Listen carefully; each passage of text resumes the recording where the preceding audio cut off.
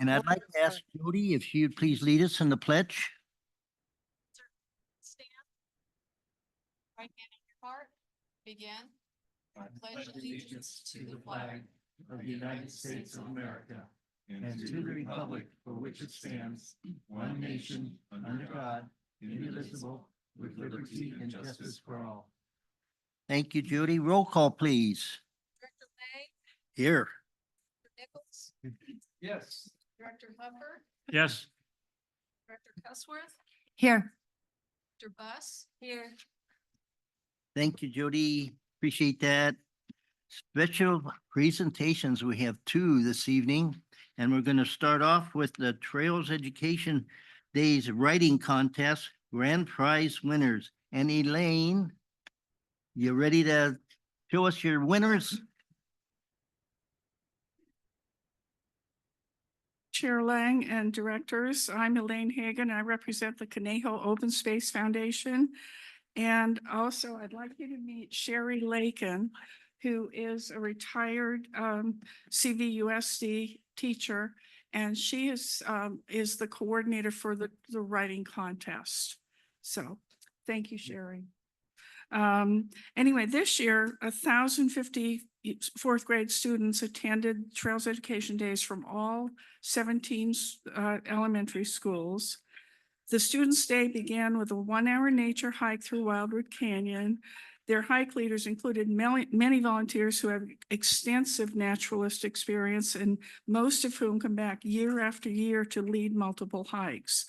Following their hikes, the groups attended 3 workshops focused on ranger careers, which was hosted by our fabulous Costco Rangers, indigenous birds and animals, and trail safety and courtesy.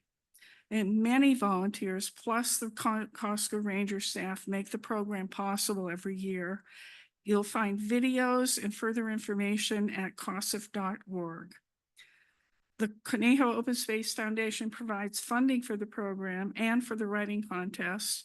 And I'm going to let Ms. Lakin tell you a bit about the contest and what she brought to it, which is quite remarkable.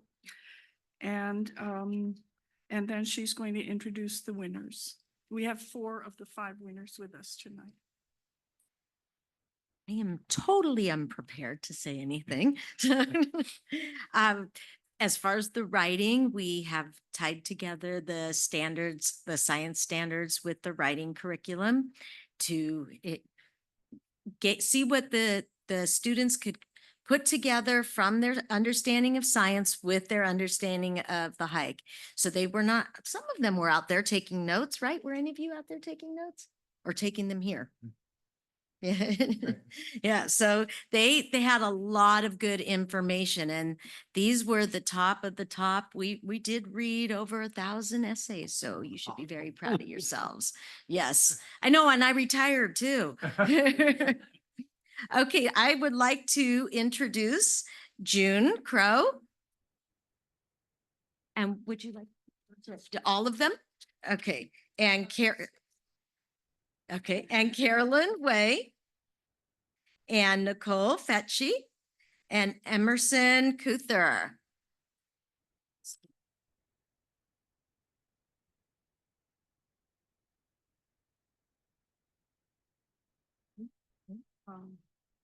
Yeah. Anyway, thank you all for working so hard and doing such a great job. And we know you're going to have great careers in writing, and your future schoolwork will be great because you're already good writers. So thank you. And I wanted to mention that a group of retired teachers judged the contest, including our own Director Cusworth, who is also here tonight, and she'll have some words, I'm sure, about the contest. So thank you. And Will there be any more information from you? we should say that the 5th winner from Earth's Magnet School, Arush Das is not here tonight, unfortunately, but he will get all the information about what happens tonight. So, Okay. and that's all that I have. So maybe the students would like to sit down and hear what you have to say. Okay.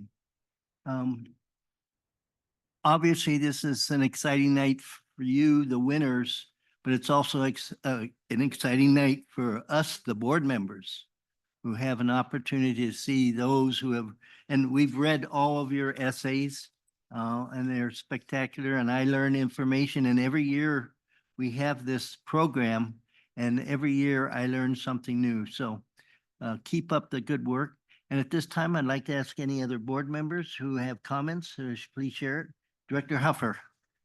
Yeah, I'd just like to congratulate each of you four young ladies to be among the top 5 amongst all of the young folks who submitted their essays is really, really impressive, particularly in this day and age when so many young people are accused, I guess, of not being able to write. You four young ladies went way above and beyond and proved that young people can indeed write. I did have a chance to read all of your essays. I wish I could have written that well back when I was in your grade. Honestly, I wish I could write that well now. But what you all observed while you were out there, and how you translated that to paper was absolutely wonderful. So as Director Lang said, this is one of our favorite evenings every year when we get a chance to read the essays and, more importantly, get a chance to meet the young people who wrote the essays and had a chance to participate in our program. So I said, congratulations, keep up the good work. And we're hoping that some or most of you continue your interest in the outdoors, and maybe someday you too can work for the Park District. So thank you. Thank you, Director Huffer. Before I ask Director Cusworth, we have someone who has just joined us. Would you mind introducing him, please? Arush. This is Arush Das from Earth's Magnet School. Congratulations.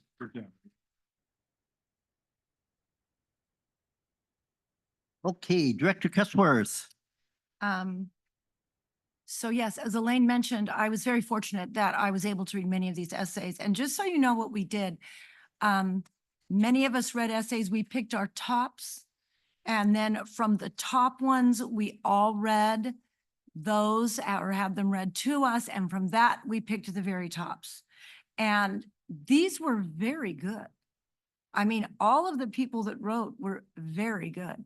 And I think that we could say, as Director Huffer mentioned, I think most of us would be very happy if we could write as well as these children.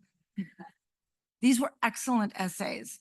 And so, and I, as Director Lang talked about, I've always felt that I knew a lot about open space, but I learned something every single time I read these. So, and if you weren't taking notes, you have amazing memories to remember this. Another thing I was highly impressed with is that they related so many of these facts to previous knowledge and amplified on comparing what they added to their knowledge. It was excellent. I'm just going to briefly, just very quickly, June, that was extremely comprehensive. You talked about so much, everything that you did, and I almost felt like I was there with you going through the entire day. And Arush, very good connections in learning between what you learned on the hike and what you learned in school and what you learned in other field trips. So excellent. And your words, biodiversity, germination, ecosystem, symbiosis, I mean, fabulous, exploded. And Carolyn, fabulous organization. I loved your use of words, making a very good connection through your entire place with your first, your secondly, last but not least. So you did a very good job in your organization of this essay, and and vomit on predators, yuck. I mean, it's very, Very personable. And then Nicole, lots of information on here. Excellent use of adjectives. Okay, I'm not going to start quoting from all of these. It was great. Emerson, every paragraph was well organized. You had excellent beginning and ending thoughts in every paragraph that you had. Lots of details, great adjectives.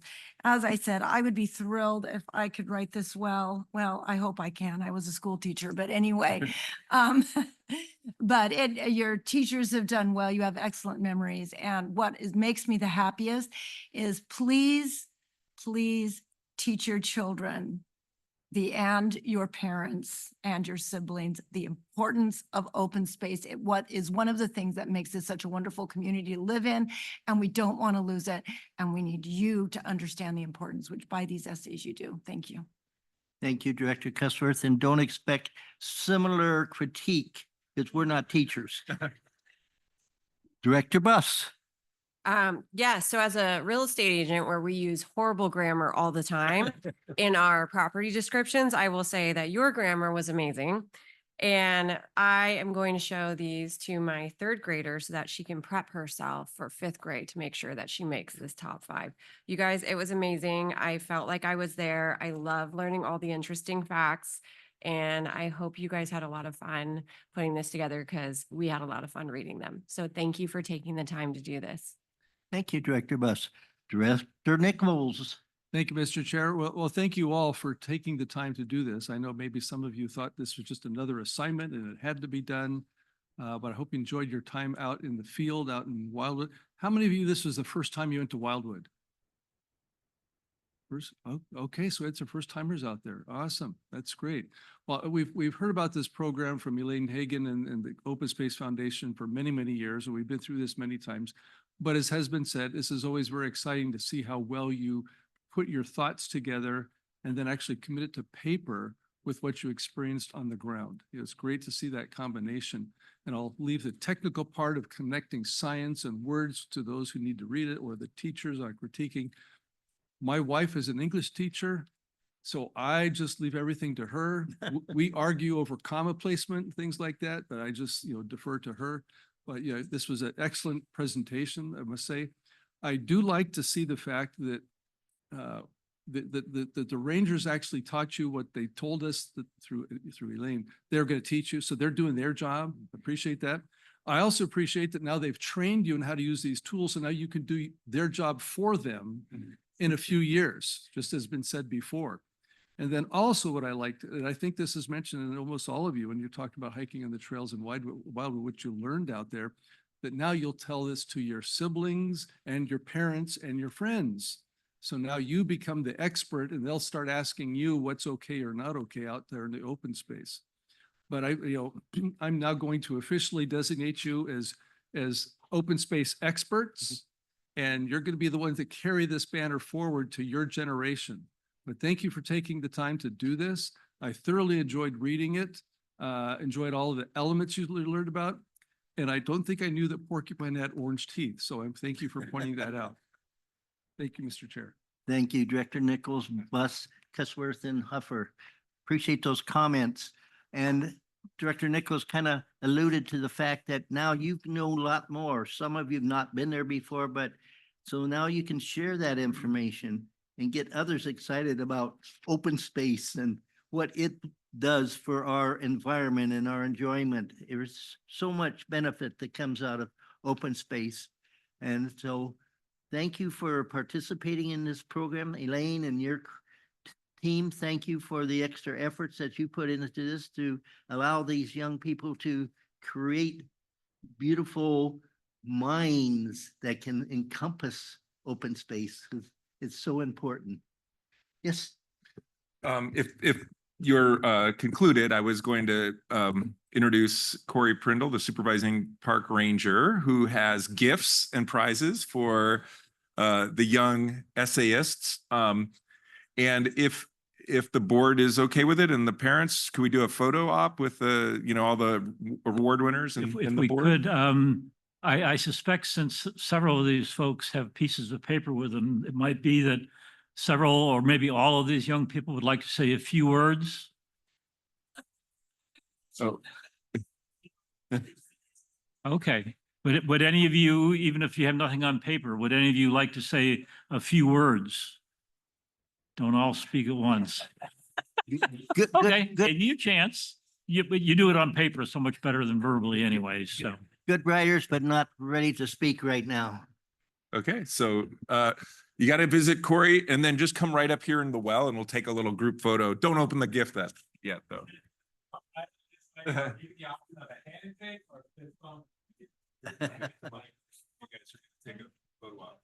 Okay.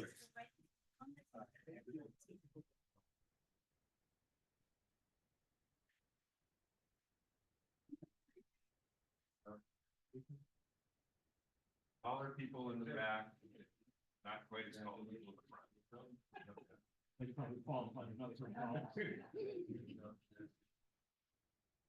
we're gonna take a photo over here with.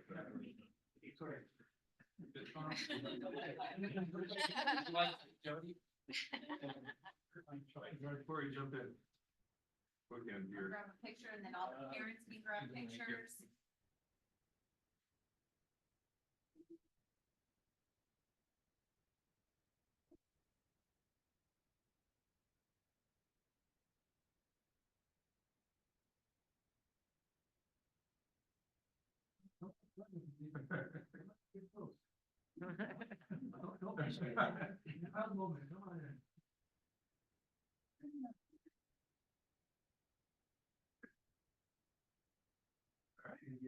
Thank you.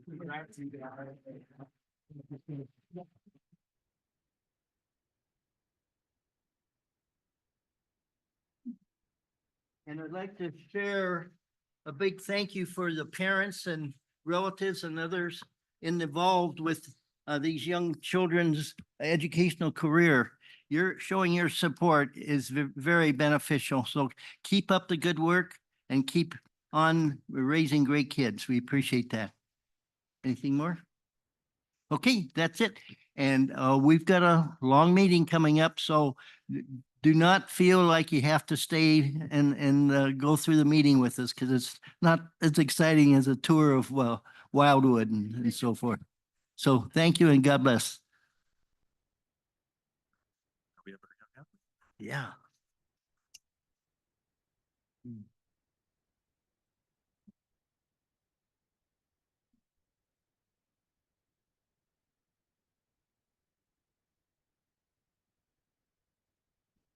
Okay, moving right along, we're going on with our next presentation, which is our Young Athlete Award.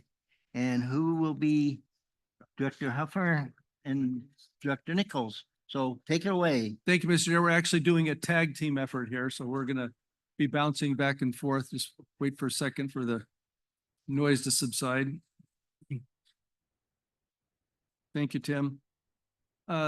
CRPD, Canal Recreation Park District, we actually have two separate awards that we use to recognize outstanding athletes in the Conejo Valley. One is called the Young Athlete Award. The other is the Athletic Achievement Award. Tonight, we are privileged to present the Young Athlete Award to two local athletes who have demonstrated excellence in their respective sports over the past year. So the Young Athlete Award is recognition of a single athlete under 18 years of age. We're not going to check for ages, but from any school locally or youth sports organization within the Park District boundaries. This individual displayed exceptional athletic achievement in their sport within the school year. And in the case of both athletes that we're recognizing tonight, their high school athletic directors submitted nomination forms to our sports department. So those nominations were recommended to the Athlete Recognition Program Committee, which is Director Nichols and myself. And we'd like to recognize each of you right now. Director Nichols. The first award recipient that we're honoring tonight is Mackenzie English for her outstanding performance in wrestling. Mackenzie, if you'd please join me at the podium, please.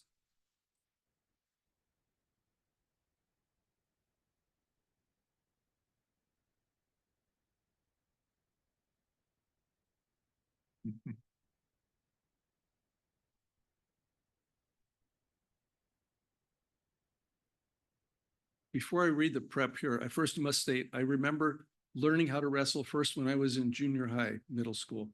We had a very ambitious physical education program and we learned all the different sports. And I can remember enjoying learning the moves in wrestling, but I didn't enjoy the results of what happened to me in wrestling. What I learned after graduation from high school is that one of the fellows that I was wrestling became a linebacker for the Los Angeles Rams. That explained everything, and I felt much better after that. Mackenzie's a senior at Westlake High School. I imagine that's coming to a close here real quick. So congratulations on that as well, Mackenzie. She capped her career by reaching the state tournament for the first time after capturing her first CIF Southern Section title. She was the only area girls wrestler to win a CIF Southern Section individual crown, defeating Newbury Park's Madison Black by a decision 9-2 in the 130-pound championship match. Mackenzie took second in the Blue Division's 130-pound class at the CIF Southern Section Masters to reach the state meet. She finished the season with a 31-5 overall record. Mackenzie placed second in the Marmani League, is a CIF Southern Section champion for 130 pounds. It was named the Ventura County Stars Girls Wrestler of the Year. Mackenzie will be joining the girls wrestling team at the University of Providence, Montana next year, which is currently ranked 3rd in the country. So because of that, we're going to recognize you with an award here. If I can get this certificate, I've got a nice little certificate for you so you can post that on the wall or your future office, whatever it happens to be. And we also have a little plaque here for you as well. Or I guess that's a tabletop, I'm not quite sure. So Mackenzie, on behalf of the Conejo Recreation Park District and the Board of Directors, we congratulate you for your outstanding performance in wrestling. We wish you ongoing success, not only in college, but beyond. And you're welcome to say a few words here at the podium if you would like to.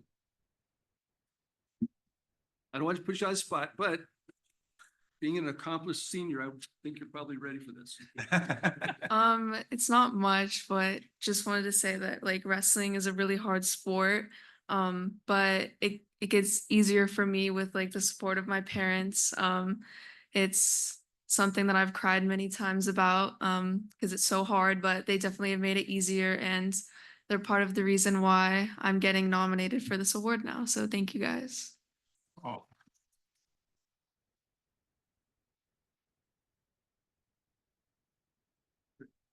I want to get into this photo.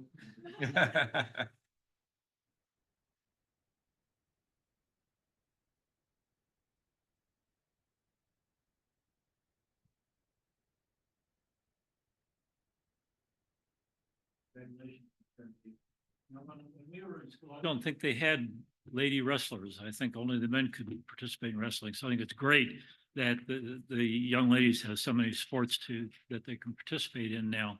Our second awardee tonight, and I'm going to apologize in advance if I butcher your first name, is it Arnav? Yeah. Why don't you come on up to the podium here, Arnav? So our second award recipient tonight is Arnav Shetty for outstanding performance in cross country. Arnav is an outstanding athlete, student, and citizen at Newbury Park High School. He's been a member of the Newbury Park cross country and track team all 4 years.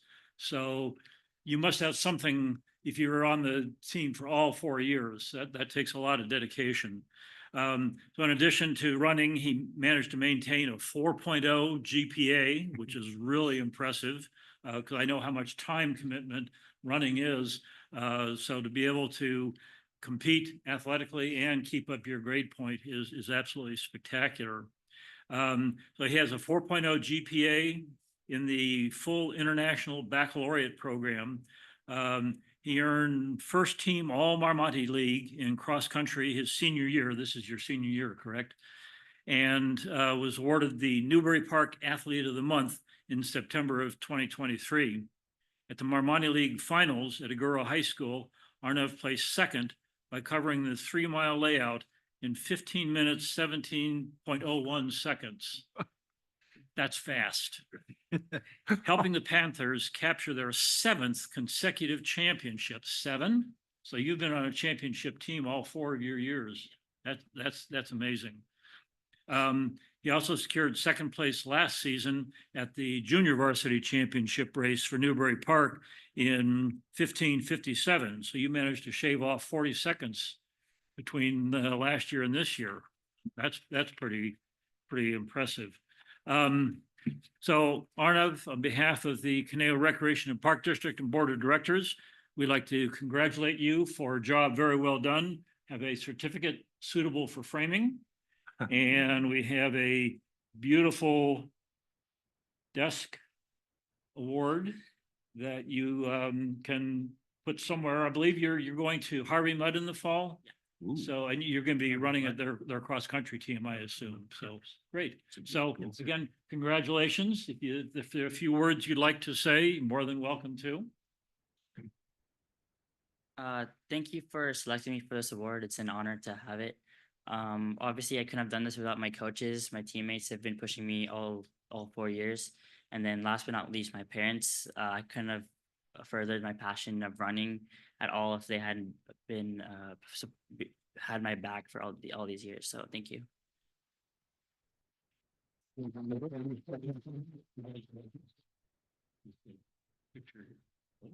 we have to get a picture of this.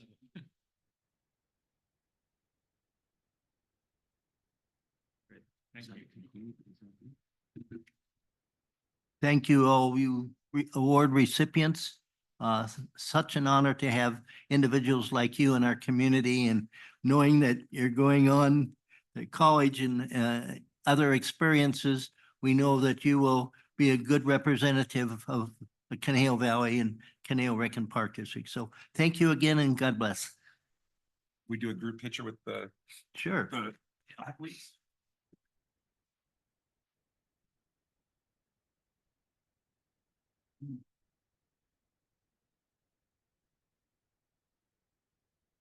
You guys are in the Olympics. You just want to say we got to take a photo.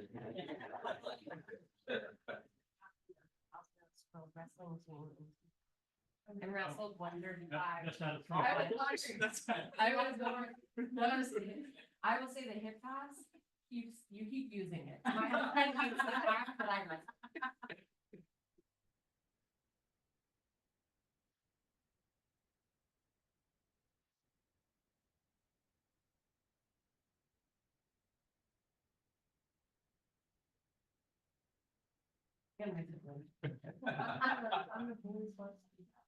That's amazing. So they never had any other girls team, so we only wrestled. Yeah, that's like how it is now. Yeah. That was the only girls team. Yeah. It was I like had no the idea special that Lisa was a wrestler. Did you know that? No, I didn't. I just know you. I don't feel like played kids are not soccer. Right. Wrestling. I had no idea you were a wrestler. Yeah. Oh, come on now. Yeah, you took them out of the soccer field. You're a wrestler. That's. My senior year, I came back from Calabasas High School and I didn't want to play soccer, but I still wanted to. So my friends convinced me to join the wrestling team, and the coaches were so pissed. They were like, "If you had wrestled, you would have gotten full rides, CIF, all this." Because soccer, so if you wrestle above 135, a boy will beat you every time. But if you wrestle below, because it's not about upper body then, and soccer players, their strength is in your hips, and also being 18 and getting in a ring with a 135 freshman. He's like, so you just, it was, yeah, That's I've awesome. never been pinned by a guy. I got pinned one time. That's Well, awesome. congratulations. Yeah, so it's. Do you have I any- was like, Do you have any photos? of when I wrestled. Yeah. No, back, it was a long time ago, 25 years almost. Well, my daughter, she was on the first Thousand Oaks wrestling team. So, no, she's younger than you are, because you're more closer to Anna's age. I'm But wait a second. 2000 is when I graduated. So when did Leah graduate? That was the first girls wrestling team. Okay. Great opportunities to share some great athletes and other, in both scholars, writing skills also. So we're now moving on to item 4, items from the public. Do we have any public? No public. Item number 5, approval of the agenda. At this time, I'd entertain a motion. I'll move approval. I'll second it. We have a motion and a second to approve the agenda as presented. No comments or changes. All in favor, say aye. Aye. Opposed, abstentions, hearing none, that motion will pass. Item 6, consent calendar. A, approval of the minutes for the May 16th, 2024 regular board meeting. And B, approval of warrants, accounts payable, check registers, $692,705.97, and payroll, $1,024,000. I'll make a motion to approve the consent calendar A and B. Excuse me, there is an item C as well. Oh, and a C, sorry. Well, that was my fault too, because I didn't turn the page. We had to turn the page. I know. I read it in my prep, but, okay, so the salary schedules, item C. So Oh. I will make a motion then to approve consent calendar A, B, and C. Very good. We have a second, please. I'll second it.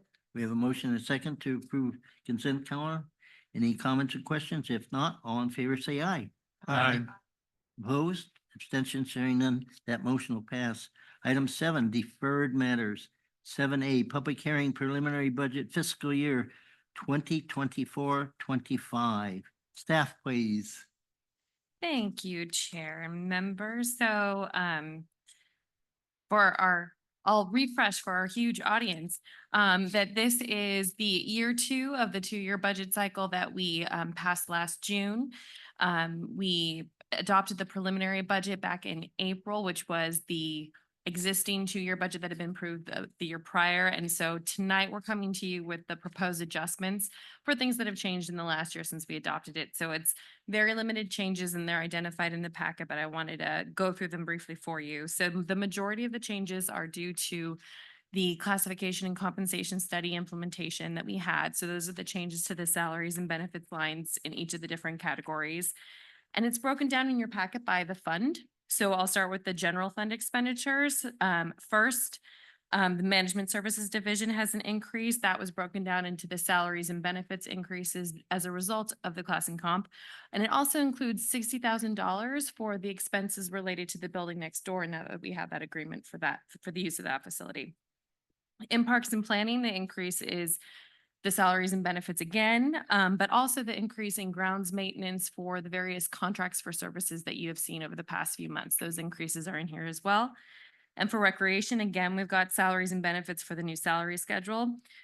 You'll also remember that we had a few of the regular part-time positions included in that class and comp study. And so this also accommodates those adjustments, as well as an additional staff that we need to accommodate the demand that we've had. As Rochelle's been reporting, we've been having a lot more demand for programs, so we need to increase the the staff there.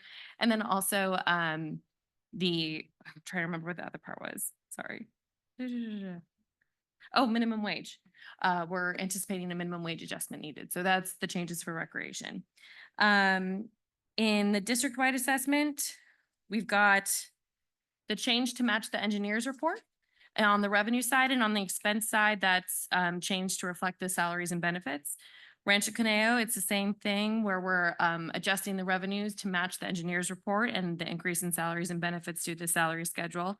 In our equipment replacement fund, we're requesting an increase of $30,000 for IT equipment. There is a change coming in October that is going to force all of the systems to be using Windows 11.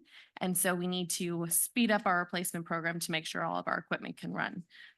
So we'd had the money set aside and it's just speeding up our replacement program. And then finally, our capital improvement plan, we wanted to increase from $118,000 to $130,000. And that's going to be an item later tonight about what those grants are for. So with that, I'm available for questions. There's no action item on this today. This is just the proposed one. And then the next meeting I'll come back with a final budget and any other feedback you want to provide now. Thank you, Director Smith. Any questions, Director Nichols? Yeah, just a quick question. I should say not review, but in preparing the initial budget, was the anticipated amount of the class and comp study incorporated within that budget? So it wasn't an aha moment. Oh my gosh, look at all this money that's changed. It was anticipated and built into the budget. And this is just kind of finessing it now what the actual numbers are. Is that correct? No, so we had budgeted funds to pay the consultant for the classification and compensation study, but we did not budget for any additional expenses because of the implementation of the class and comp. And we had at the time no promise to implement anything. So this is the true full up cost of the entire thing. All right. That's what I was trying to clarify. Yeah, Couldn't remember how far we went with that. Okay, thank you. Thank you, Director Nichols. Any other questions? In fact, one of our board members could probably answer this question on page 61 under recreation item 4. Score master 8 by 14 feet soccer goals set up to $16,250. So 8,000 per goal. How long do those goals last? The goals can last about 5 years or so, sometimes longer. And it just depends on the wear and tear on them and how often they're moved and that type of thing. So we always budget. I think this is the equipment replacement fund. We always budget to replace goals. So that's not all our goals. So it's just a couple of them each year that we will evaluate and then decide whether they need to be replaced. So we actually, I think, we had an organization that bought 2 sets of goals for us this year. So sometimes it comes out of our budget, sometimes other folks will help pay for it. You know, having been associated with soccer as a coach, as a ref, et cetera, I never realized, and things have changed so much since then, that goals would cost that much. Expensive, yeah. Yeah. I mean, and every 4 or That's 5 not years. the nets either. Yeah. So. What do you have to say there, Director Huffer? Yeah, it's definitely gone up, and that's getting by pretty cheap because actually Region 9 is budgeting, they're purchasing 4 sets of goals. So it'll be twice what the number is there. When I was commissioner way back when, I think the goals cost about 3,000 or something like that. So they've definitely gone up. Thank you for your comments. Any other comments or questions on this? This is not an item that we'll be voting on, if I recall correctly. This proposed adjustments, consider correct, no vote associated with this. No action, no action needed, just discussion. So or without direction. any specific action or direction, basically, this is what you're gonna see 2 weeks from now, or 2 weeks from now? Yeah, 2 weeks from now, so. Okay, thank you, staff and board members who shared your comments. We're moving on to item 7B, public hearing to consider adoption of resolution number 060624-A, ordering a levy on the annual assessment of landscape district 92-1 Rancho Conejo. Staff. Thank you, Chair Lang, members of the board. We recently posted a notice of this public hearing for the assessment district. That was ran in the Thousand Oaks Acorn on Friday, May 17th. We also advertised this in our summer brochure as part of our budgetary process so the public can be aware of this. 2 meetings ago, we brought the engineer's report in front of you. There's no proposed changes to that report. This is an annual assessment of an increase. So if there was no vote to proceed with this for this district, because we'll have 3 tonight, it would be a $7,000 loss of revenue towards the district if we didn't put this into effect tonight. And so if the board would adopt this resolution tonight, the assessment diagram and the levies will be filed with the county auditor, going through that process, and then collected at the same time and in the same manner as county taxes. So, and that goes for all 3 of the assessment items that are in front of the board tonight. So with that, I'm available for questions. Thank you. Any questions associated with the report?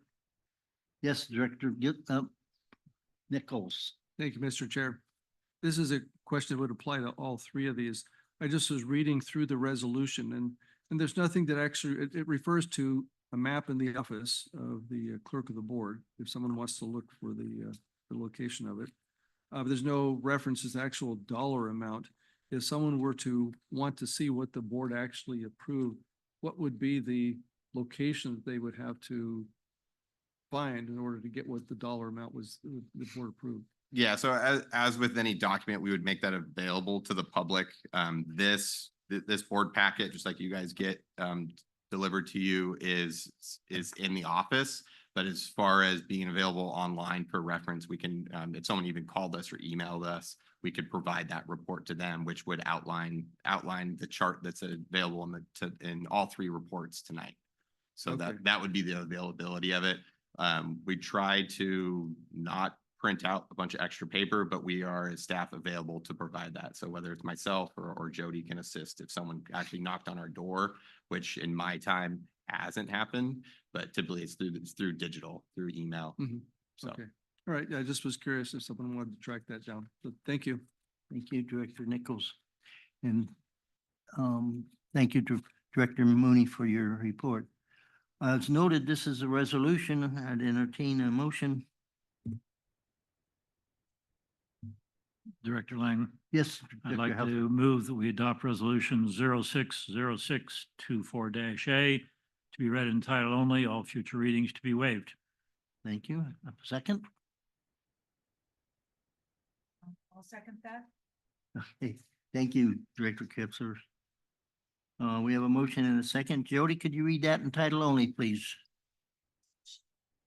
060624-A, a resolution approving engineer's report confirming diagram and assessment and ordering continuation of assessments for fiscal year 2024-25 for the Conejo Recreational Park District, Landscape Maintenance District number 92-1, Rancho Conejo Playfield. Thank you, Jody. Any other comments, questions come to mind? If not, all in favor say aye. Aye. Opposed, abstentions, hearing none, that motion will pass. Item 7C, public hearing to consider adoption of resolution number 060624-B, ordering a levy on the annual assessment and for landscape maintenance district number 94-1, Dos Vientos. Staff, please. Thank you, Chair Lang, members of the board.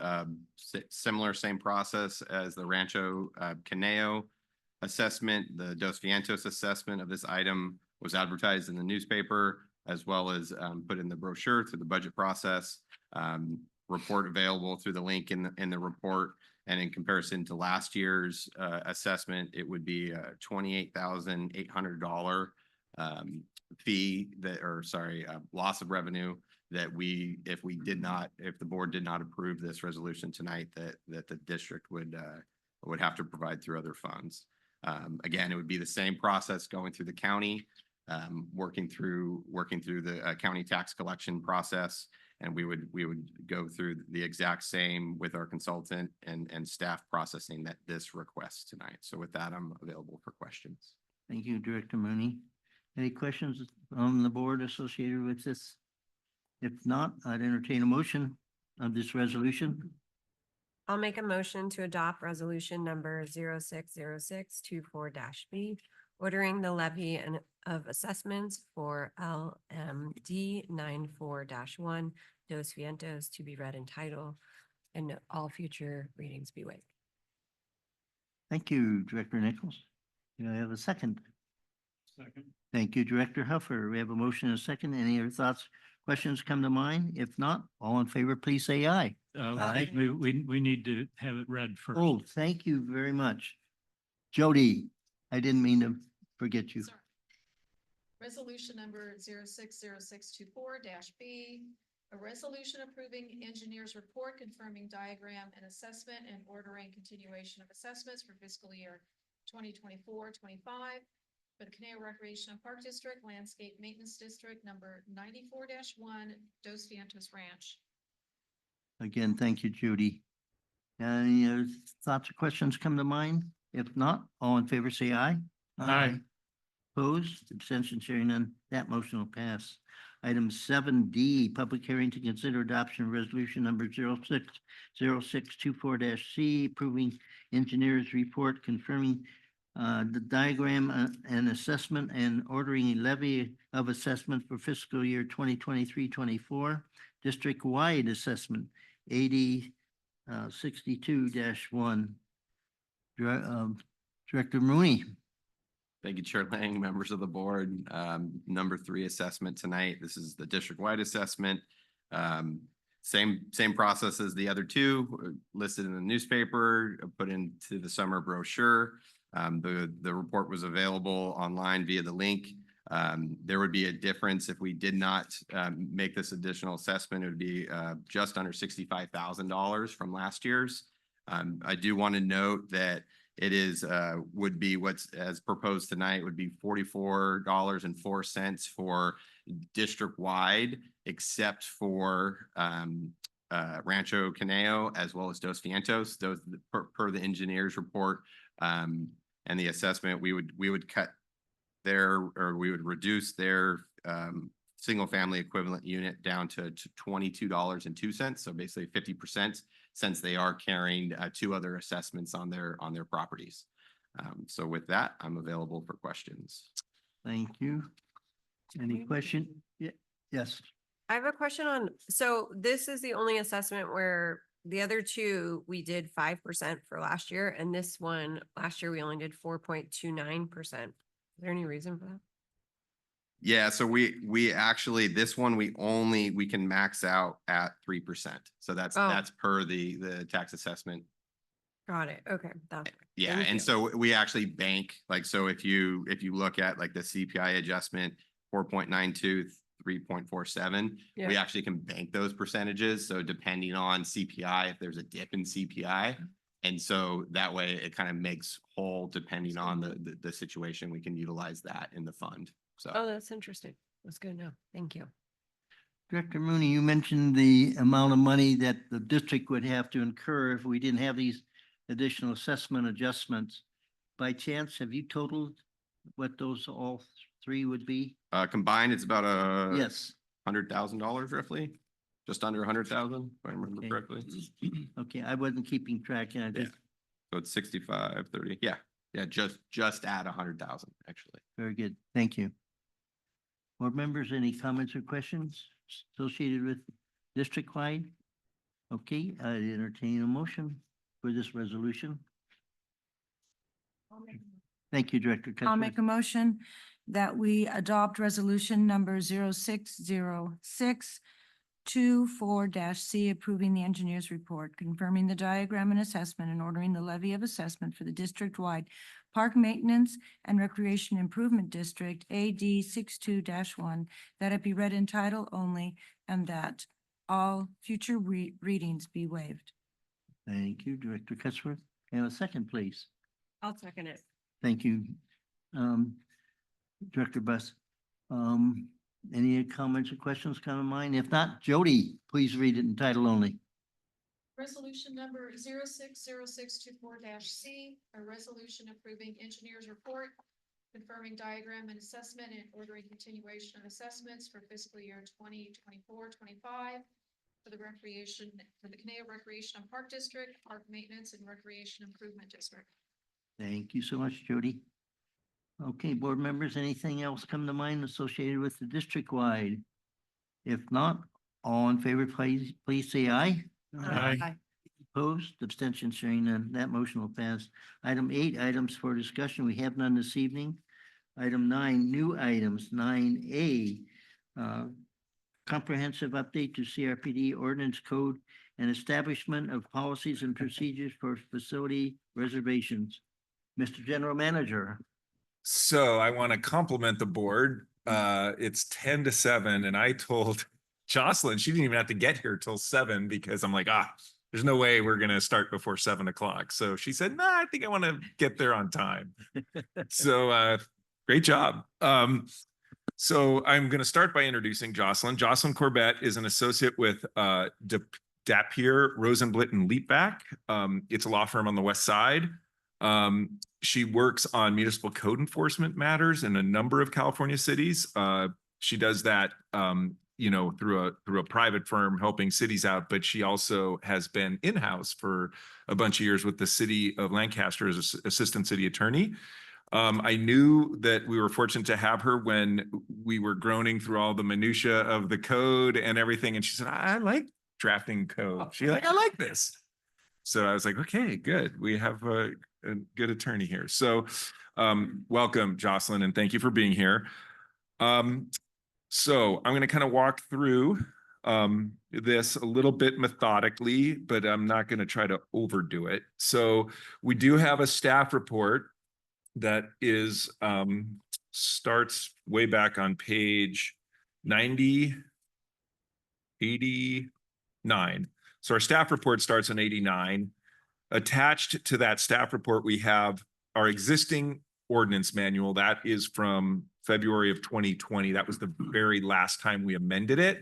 And we did that right as the pandemic started. And if you remember, what we did was we prohibited smoking and vaping in parks, and basically said you can do it in parking lots, but not parks. So that was the last time we had amended the code.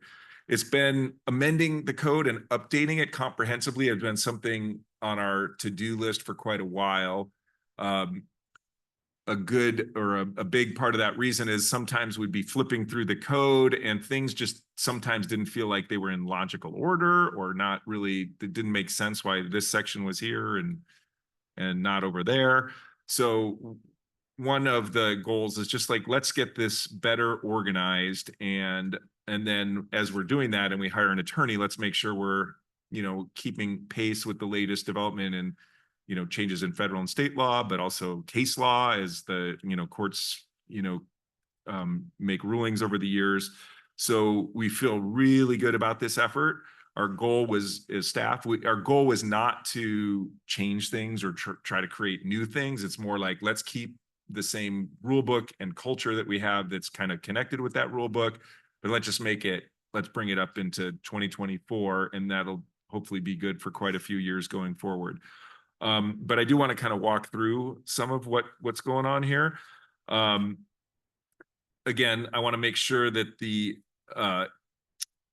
intent of the code is to sort of establish the norms and rule book for how we kind of all work together and use our parks together. So, for example, we have, I think, over 60 different, sports fields and 50 different user groups, and, all the inside of the buildings, and just all those people sharing a common resource is a recipe for sort of discord. And I think what we do with our ordinance manual and now with the policies and procedures for facility reservations, our objective is to kind of keep harmony and have a good cultural understanding among the whole community about what it is to all get along and use our parks together. So why I'm kind of emphasizing that is these are the rules and the don'ts, and we tell you what we should and shouldn't do, and we have rangers that'll, give you tickets. That's not the objective, although in a very few instances, Corey's here, but in a very few instances, we have to, at some point, write a citation or ticket. We want to make sure that process is sound. And that's what Jocelyn's really helped with. So if you wouldn't mind, let's go to it then. So we're going to skip right over the old ordinance, the February 2020, and we can go to the new table of contents that starts on page 128.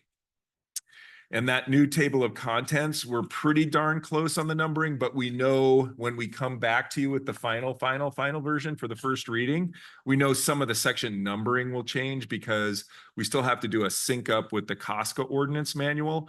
And we want to try to make it easy on the rangers so that similar sections from the COSCA ordinance to the CRPD ordinance are in alignment. So if they remember, oh, that's a 208, it's a 208 for both COSCA and CRPD. So that'll be the goal with the numbering clarifications as we go forward. But the other part of this table of contents is it's a key to the root language in the old ordinance to how we use it in the new section. So you can, if you really wanted to, you could go see, is that the exact same wordage, or if the words changed, where did those different words come from and how did they change? So that key there is on page 128 through 130 are the the new section numbers and where they're derived from. So I'll get into it then with the code. The code starts on page 131. And Article 1 is really just those general provisions. It's kind of setting the table for the code. And probably the most notable thing here are two sections. Section 104, the definitions. We pretty substantially expanded the defined terms compared to the old ordinance section. So there's a bunch more defined terms, just so that, again, I think it's a lot of precision and clarity with an attorney drafter helping us kind of update it.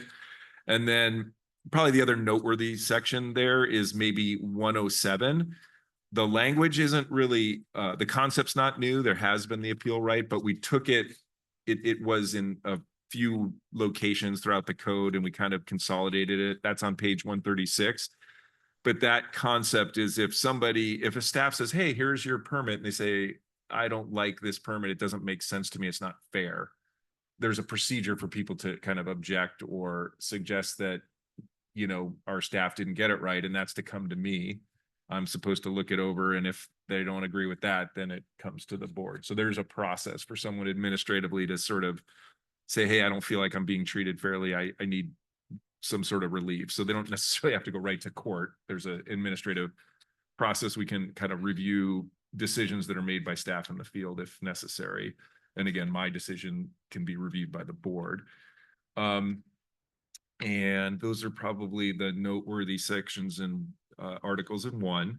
Article 2 is kind of what most people think of when they think of a code. These are the rules. These are the thou shalts and thou shalt nots, kind of the rules and regulations of the park. So it's got, the very, the parking regulations and, hunting, prohibition on fishing and hunting. You can't take stuff out of the parks and, amplified sound and stuff like that. The 3 new sections that weren't in the old, as far as any of us could figure out, but we wanted to make sure we were very clear on, is memorialization. So that's on page 141 at the top. That's section 209. We're making it really clear you can't go onto public land and scatter ashes or create your own sort of personal memorial to some person or thing or that kind of thing. So there's a prohibition on that. We had a means to address that in the past, but this is a little more clear and direct, in terms of people like in the past, it would be like, oh, that's somebody, they went off trail to create it, and sort of be like an off trail violation versus like, look, what we really don't want is we don't want you guys going out and doing that kind of stuff. The other one is, where is the other one? 238, which is on section 238 on page 148 of the packet. So 238 is on climbing. So that's a much more clear prohibition on, getting onto our rock faces and starting to put in your own pitons and ropes and not only there's certainly recreational immunities to keep the district sort of out of a liability, but it is a dangerous activity and it is damaging to the rock faces and the stuff like that. And generally you would probably need to be off trail to get to some of those features. And then 239 is a clear statement on what we, actually it's really like a restatement on our geocaching current policy. So we are permissive of it. We actually think it's a pretty cool thing. We just wanted to create a little bit of guidelines around that. And so it's been around a while, but for those of you that aren't familiar, geocaching is kind of an online or like an electronic game where you go try to find things that are hidden in, interesting locations on public lands. So, with clues and coordinates and that kind of thing. So, and then I guess the electronic gaming would be more like a Pokemon Go, chasing some sort of virtual critter on your phone and running around, that kind of stuff. So that's Article 2. Those are our big. One section that I do want to go back to and call your attention to is section 218. And I guess what I would couch this as, what we're presenting you tonight, I think we said we were at a 90% version when we handed it out about a month ago. This we consider as staff level, like a 98, 99%. We know it's really close from our perspective, but there are a couple things. So we do want to revisit section 218. So section 218 is hours of use. And the old section 218 is similar, but it has a specific, you cannot be in a park between 10 p.m. and 7 a.m. And then it lists 4 specific parks where it has even different hours. And that's basically the backdrop, like that's the rule. Here we wanted to go to, look, the parks will be open at posted hours, and our intent was to post all the parks at that, closed at 10 p.m., open at 7 a.m. like it was. But as we were talking, it's like, well, what if, because our signs do go missing or are vandalized or sometimes they're not posted. We don't want someone to be in the park at midnight and say, I didn't see any sign. There's no sign here, because we didn't have a sign. So I think when we bring this back, we do want to reinsert our current sort of rule with sort of the way it reads now is, here's the hours of operation. They're closed between 10 and 7, and then these other 4 parks have a specific rule unless posted otherwise. That's how it currently reads. And so we'll bring that back to you. It'll have some of that old language that has the default 10 to 7 everywhere unless we post it otherwise. So that'll be the goal with that. Article 3. Okay, so Article 3 is kind of the fun stuff, not fun, but it's the unusual recreational activities. These are kind of the novel places in the parks that we have created over time that have their own very specific set of rules that kind of aren't really generally applicable in the whole park system. But because you went into the bike jump park or the skate park or in the off-leash area, we have some sort of very specific designated rules for those areas, the pump track at Sopwee, those kind of things. So these are actually more or less a reflection of what's on the signs that are posted now at the parks. And our current code does say basically you need to follow all the rules in the ordinance manual plus any posted signage that's lawfully posted. So these actually all exist. They just don't really exist in our code as much as on the signs. And so we're basically putting this, and there are some of these in the codes now, but we're basically putting our signs into the code for these unique areas. So Article 4 and 5. So Article 4, this is a really important section. And so one of the things that happens is people change over time. People get new jobs in other sister agencies. So, city, animal control, code enforcement, TOPD, Ventura County Sheriffs, if we're not regularly and constantly and routinely communicating, people start to forget why things were done the way they were done or how things are supposed to work. And when you look at our existing ordinance manual, you won't find in there a clear statement of who has actual enforcement authority on the ordinances. So our expectation and the practice has always been TOPD shows up when we call in the parks. Animal control, it's been a little less than reliable, but we've gone back and forth over the years on animal control. But one of the things we found out from both the Ventura County Sheriff's Office and through them, the DA's office, is they would really like this clarity on Section 402, which is the enforcement officers who can come onto district land and issue citations or enforce these ordinances. We are going to tweak 402 a little bit. As we've kind of looked at it further, we don't have the animal control officers listed in there. So we're going to add that as one of the enforcement officers. And we're going to kind of distinguish 1 and 2, which are district park rangers and Costco rangers. Those are the, designated enforcement officers that have the duty to enforce the code. The rest of the officers will not necessarily have the duty, but they will have the opportunity or capability of enforcing the code. So, we want to not try to create some sort of obligation on our sister agencies that may not exist. So we want to basically say, hey, TOPD, if you come on and there's not really a penal code problem, you don't write someone for a very clear penal code violation, but they're not doing something that's okay in the park, you're able to address that as situation by using the CRPD ordinance manual to deal with whatever unlawful activities occurring. So so you'll see a little more tweaking with 402 when it comes back, a little more clarification on that. 405 penalties, I just point that out because we are, as a general rule, any violation can be a misdemeanor or infraction.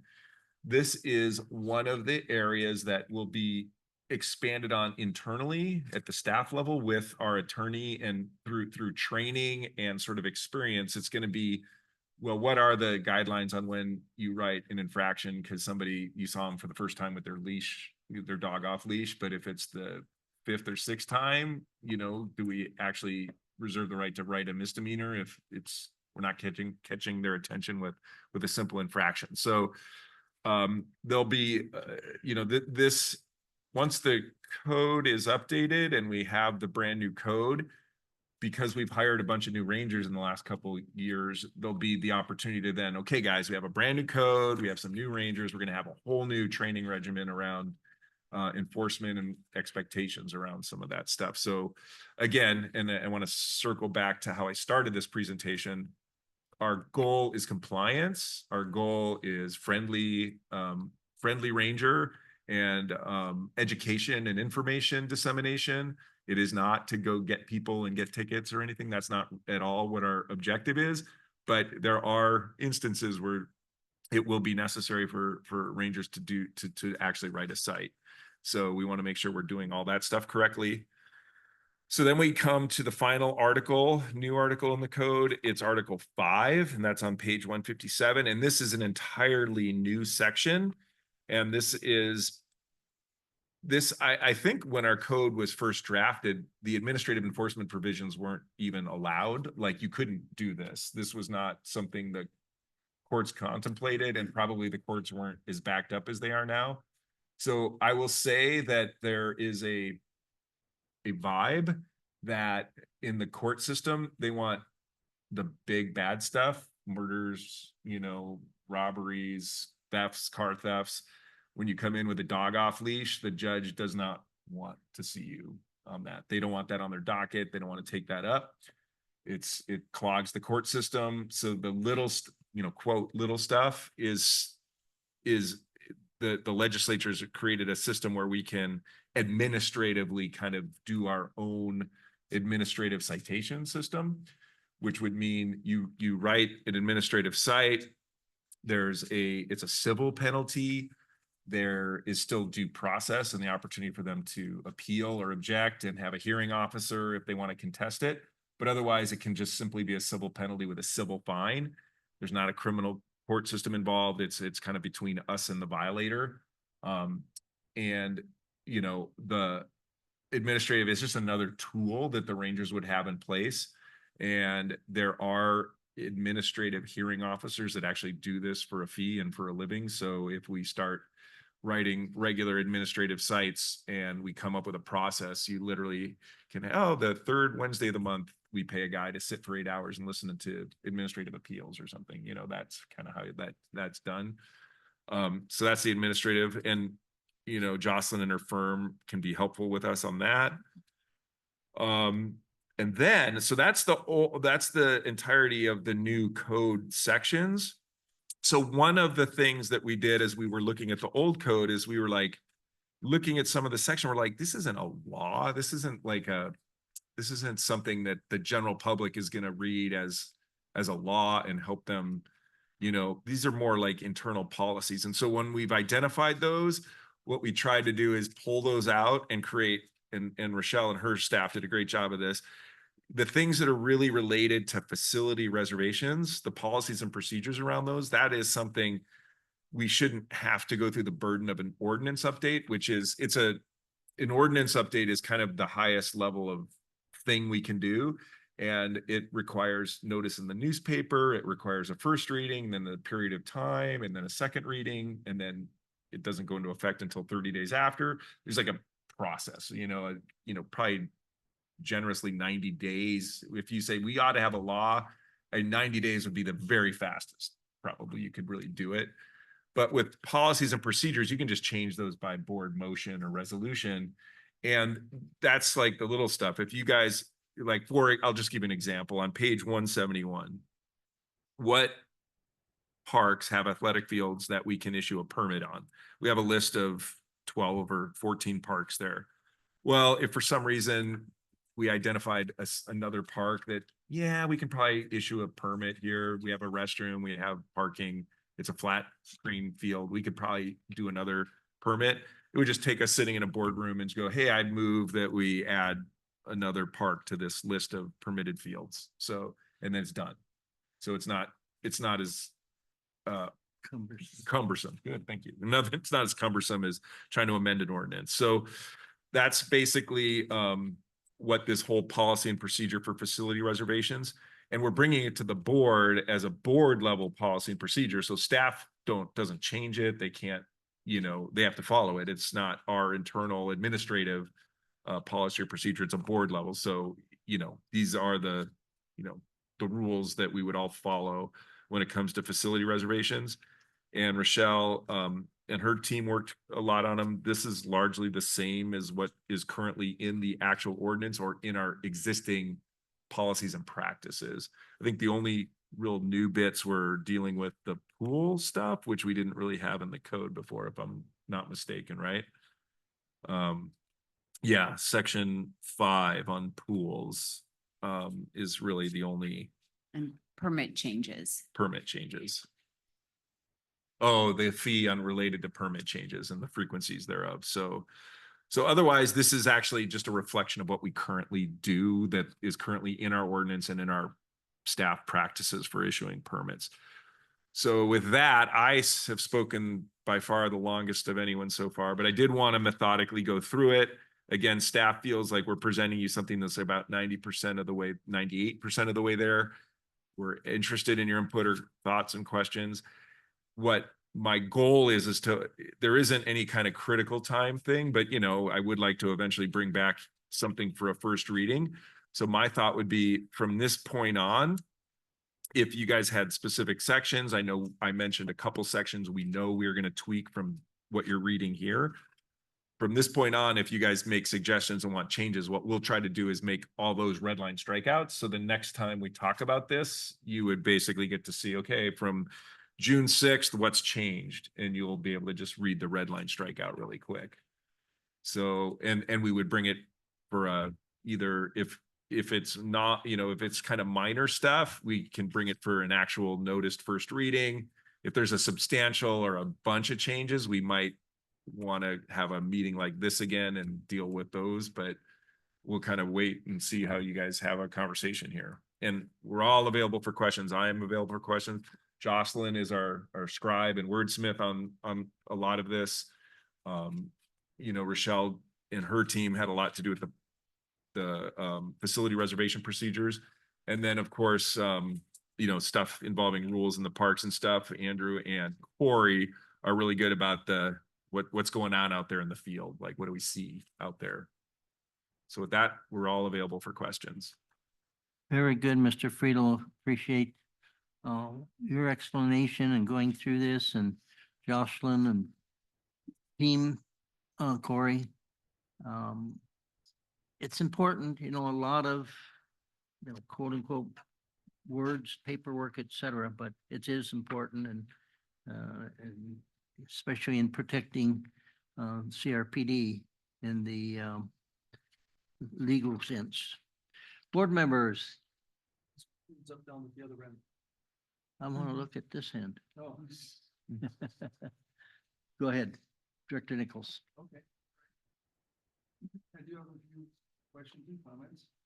I'll try and go through pages as I come across them.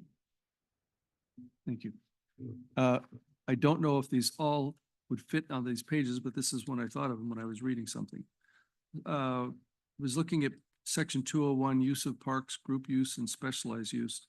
And I remember asking the general manager, because other community members were asking me, hey, can we just show up and have like a political gathering at a park without having to go through a permit process? And if I remember correctly, the response was, yeah, each park or some parks have designated locations for that.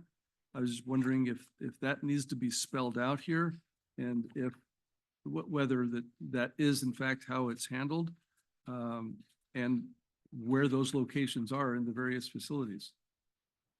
So that actually right now is an administrative policy that Rochelle has in rec, and I don't know if it's a map or a verbal description of each of the locations.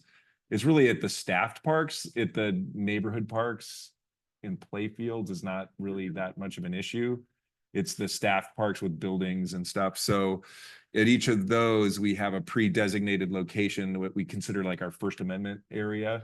And it's intentional, like time, place, and manner restriction. You want, parks are, your most sacred First Amendment location to express your free speech rights. So what we try to do is find locations that are generally, so first of all, your free speech rights can't trample on somebody's intended use of a park, right? So if we issued permits to AYSO, you can't go in the middle of Conejo Creek South and have a protest. Like, you can't do that unless we haven't issued a permit and then it's just open and available to anyone from the general public, then you could do that.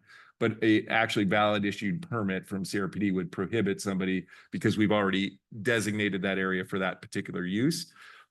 But otherwise, unpermitted open parks, people can gather and participate in, First Amendment activities. We can, and we do require a permit once you exceed 50 people. And that's just because of restroom capacity, parking capacity, all the different issues that come up with a lot of people together. And so we can and do enforce a permit requirement, even if you're wanting to engage in First Amendment stuff.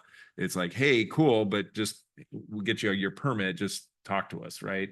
So that's not a big deal. It's really not been a big problem for us. And I don't know, Rochelle, you look like you're eager to jump in. So Well, I found my memo. It's not Okay. a policy, it's a best practice. And it's Administrative Memo 407. It's called Public Political Issues in Parks and Outside Facilities. It does talk about some general guidelines when folks want to do something at one of our community centers. And then there's a section that has designated locations within the parks specific to Borchard, Conejo Community Center, Dos Vientos, Thousand Oaks Community Center, and Conejo Creek North. And then also a little bit for Goble, Teen, and Old Meadows. So when we are aware of those things and someone says they want to do something, we say, here's our locations, and you can put a pop-up, you can have a table and 2 chairs, and your information stays inside kind of the pop-up where you're located. And then that way we just keep them out of ways of entrances and exits and stuff to that effect. Would it be possible to have that information available on the website so people don't have to inquire, they can just look it up? Because that's usually often what happens is someone, at least the people that have contacted me, hey, I don't see anything about this and nothing on reservations, how do I do this?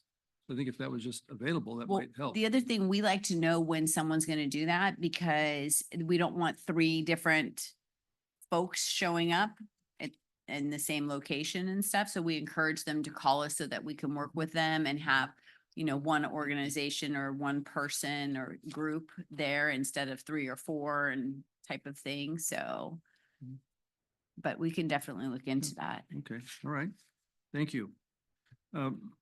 If I could just jump in on that just Yeah. very briefly, because Jim mentioned it, but for a facility where there is a permitted user group, it's the user group who could use that kind of information as to what they can or cannot do on the property that they are permitted for.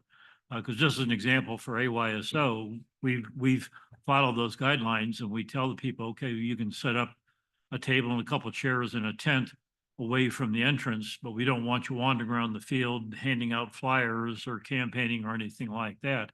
So the user groups, as well as the people who are politically motivated, should be made aware of that, and easier rather than more difficult. And I'll definitely re-look over this a little bit clearer because we don't have like Conejo Creek South on there, but maybe to that point, I can add something for when there is a rental on property that the folks need to talk to whoever's there to get clarification on kind of where they can be. And you guys as the renter could be like not in front of the gate or whatever. Yeah, and if we want to use AYSO that's a great example because I have been called by the field guy for ASO and hey, we have some people that want to do some First Amendment thing. I'm like, hey, you have a permit. That is your park.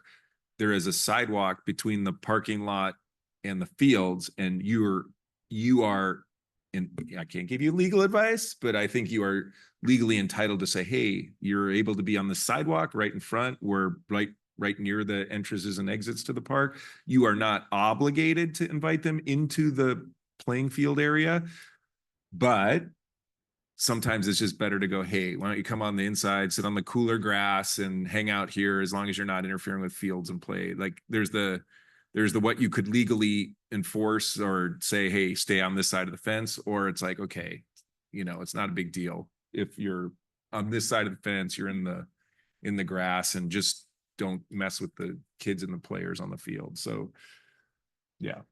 We had it at the chili cook-off 2 years ago. And a guy who wanted to set up, and I technically don't have a permit for the parking lot, right? I have a permit for the whole park.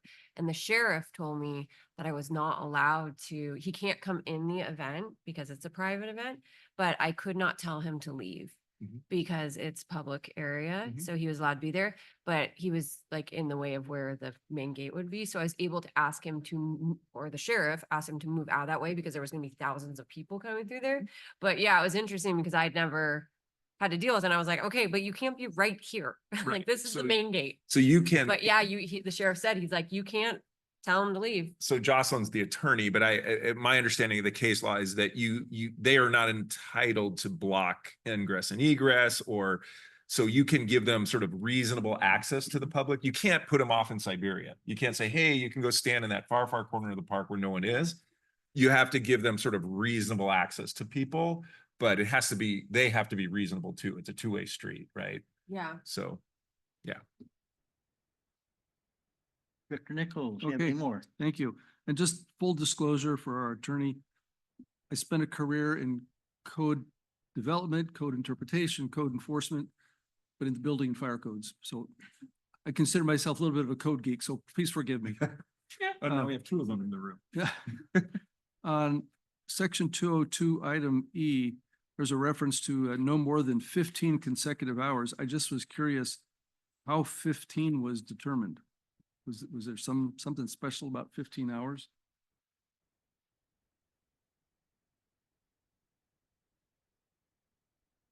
I'm trying to think of, if you opened at 7 AM and closed at 10, how many hours is that? 7 is 12 plus another 3 it's the hours of operation. Oh, So if okay. you pulled in at 7 AM, I'm here for the park, it's open, and you left at 10 PM, you would be right at 15 hours. Okay, all right. Yeah. It just stood right out at me. Thank you.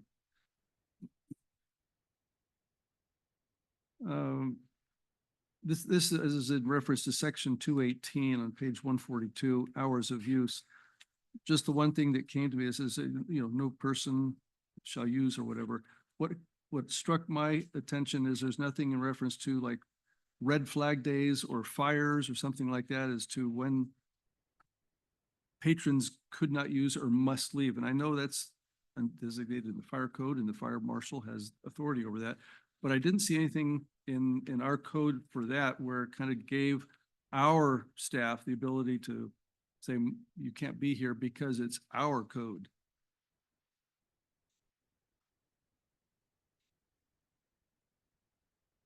Yeah, and actually, Jocelyn, if you wouldn't mind either scooching in with maybe Melissa there, or if you want to be at the mic, but yeah, be part of the whole conversation to, make stuff happen faster. But okay, there you go. She said section 229 on page 145 starts with closed, and I can close it at any time when or my designee can close at any time when there's a danger to people on the property. So if you look at 229A.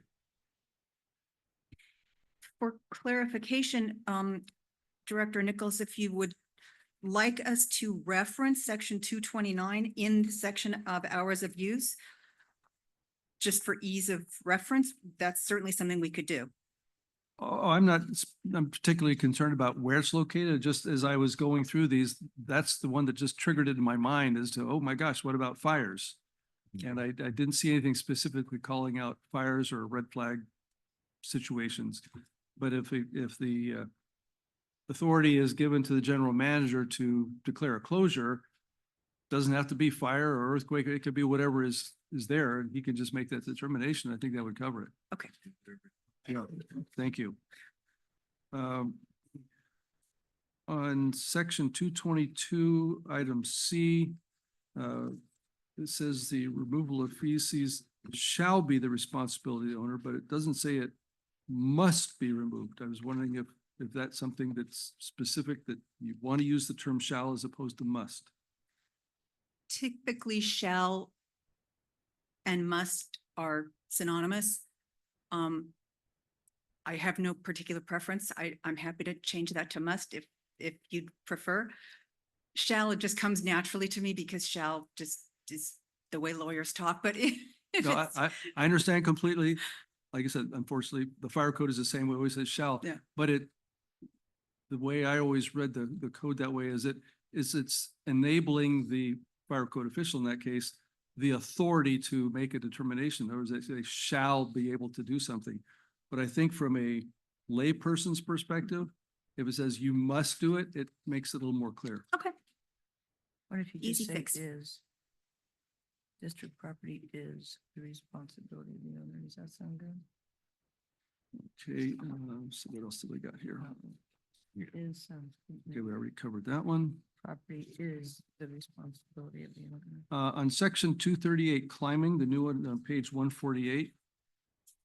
I just was wondering, although it may not have been a recent issue, if we should also include district park and facilities, and some people like to claim buildings and walls. And you want to discourage that. I know that the intent was more in the open space area, but it seems like there's to be a trend now with people climbing the sides of buildings. We'll certainly add that because that didn't even occur to me. Okay, good. On section 401. So I just to like that's great. And so I noticed that district park was capitalized. So that's a term of art, at least, or a Okay. defined term. And the definition of district park shall mean all lands and facilities under okay. ownership or control of CRPD. All right. And so, yeah, so I think we captured it with the definition, and I just like the part of my love of coding is like fewer words. That's like fine. If fewer it's covered in the words. Yeah. definition, that works. Yeah, perfect. All right, thank you. Bringing me to my next question, thank you, Mr. General Manager. On item, see section 401, it refers to a public officer. I didn't see a definition for public officer. Is that a legal term, public officer? This subsection A is standard language in virtually every municipal code. We do call out what public employee is, or an enforcement officer. We do call those things out. It's also called out in the penal code section that's Okay. referenced in subsection A. All right. That's what I was wondering, because it does refer to the penal code there, so I Yeah. thought it might be there Yep. in state. Okay, all right. What section was that? 401, 401. paragraph A. Yeah, okay. And then my last one, again, I can't take my fire hat off, I'm sorry.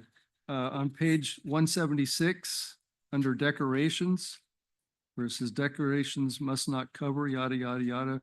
Could you also please add fire sprinklers and fire alarm pull stations? I'm sorry, what section number is that, please? It's item 3, chapter 5, item 3, page 176.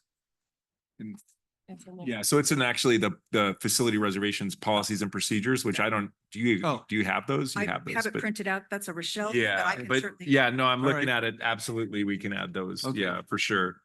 So did you get that fire sprinklers And fire alarm pull and stations. fire alarm pull stations?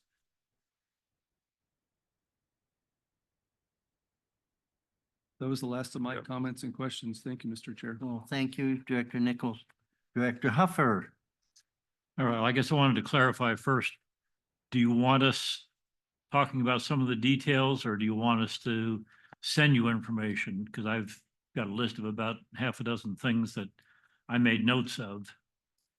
if you think you can get them done in, a half a dozen, did you say a half a dozen? Something like that, yeah. 6? Go for it. Yeah, like our goal is if we feel like we are hearing you and there's not like a complete rewrite of a bunch of stuff, our goal would be to just give you back a red line strikeout with the first reading. Say, hey, here's the red line strikeout, final clean copy. We're ready to introduce the ordinance. Okay, well, just stop me when it gets to be too much. Okay. I, first of all, I'm not a lawyer, so I don't know all the law and things, but just going through this, and obviously I had too much time in my hands because I went through the whole thing. The general manager has a ton of authority, and right in the definition, you say the general manager shall mean the chief administrative officer or their designee, which is great.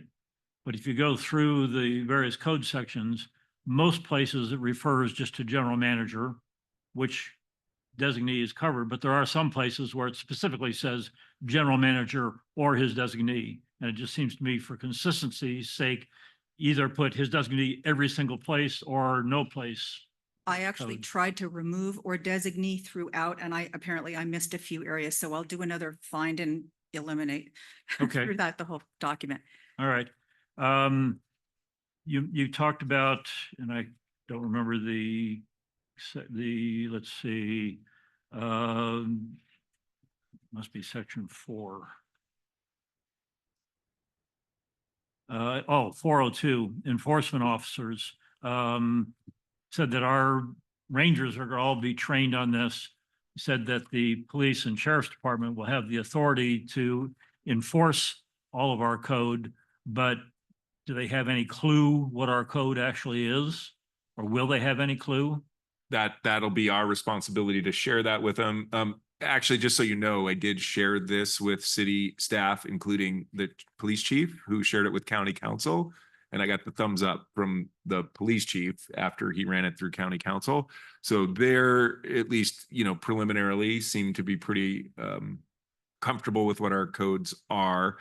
And you remember there's other special districts, park districts, so this is not unfamiliar territory. But what we actually need to do is take the final approved past ordinance document and bring that to them and say, this is the official. Okay, so they Word, have, yeah. at least have something to reference to. Yes, so. correct. Yep. Okay, And then we do want to help, them better use it and understand it. So my guess is we will actually ask to be invited into, say, like a deputy briefing, or, when they do their morning briefing, and get to kind of go through like the top 10, like, hey, what are the top 10 things that you guys are likely to see out there, and where do you find them in our code, that kind of thing. okay, Yeah, for sure. all right. Section 209, memorialization, or however you pronounce it. I'm just wondering if there should be exceptions there, or maybe it's because staff is the only one who can go in and I'm drawing a complete blank on our circle. I mean, like for our, Attitude circle? yeah. But I mean, we have on occasion, and we also have the memory garden. Again, I'm getting the wrong name, but the memory garden where some memorials were put in. So maybe there should be some exceptions. Again, up to the general manager, who has the authority to do everything. If I can jump in really quickly, we actually had a fair amount of conversation with the team when we discussed this section, and we decided as a group, and of course we can change it however you want us to, as a group, that it made sense to just say, these are the things you can't do. And if somebody wants to do some kind of memorial, they'll contact the district and say, this is what I really want to do. And they'll point them in the direction of the memory. It's the gratitude circle. Right. Yeah, gratitude Thank you. circle. And So the idea was to tell the people, you cannot do this. And if they really want to do something else, then they'll get in touch with the district. Okay, well, if they folks. can contact staff, maybe they at least say that in there, that they had that option. Okay. The other thing. and actually, might I sort of ask a question, actually, if you don't mind? So no person, so is there a presumption built into the code that I think I remember you talking about this. There's sort of a presumption or some statement in the code that says that, like, when you say no person shall, if staff are doing that thing in performance of their official duties, that doesn't apply to them, right? Yeah, the code does not apply to the district or district employees or Right. volunteers. Right. Okay, I just thought it might clarify, and only because on the same section, but totally different topic, just because I happened to be listening to a podcast a week or two ago. And it may not yet be legal in California, but apparently there's something called human composting. Mhm. And I'm assuming if we don't want human ashes scattered, we also don't want human compost scattered in the parks. I think those are actually dedicated land for that human composting thing. And I don't know what the rules are surrounding that, but you can't just compost any old place you want, for sure. Okay. Section 212, you deal specifically with boating in one subparagraph and then other things. In subparagraph A, say, shall launch or land any aircraft or boat, but looks to me like section A is referring only to boats, and then B and C are referring to aircraft.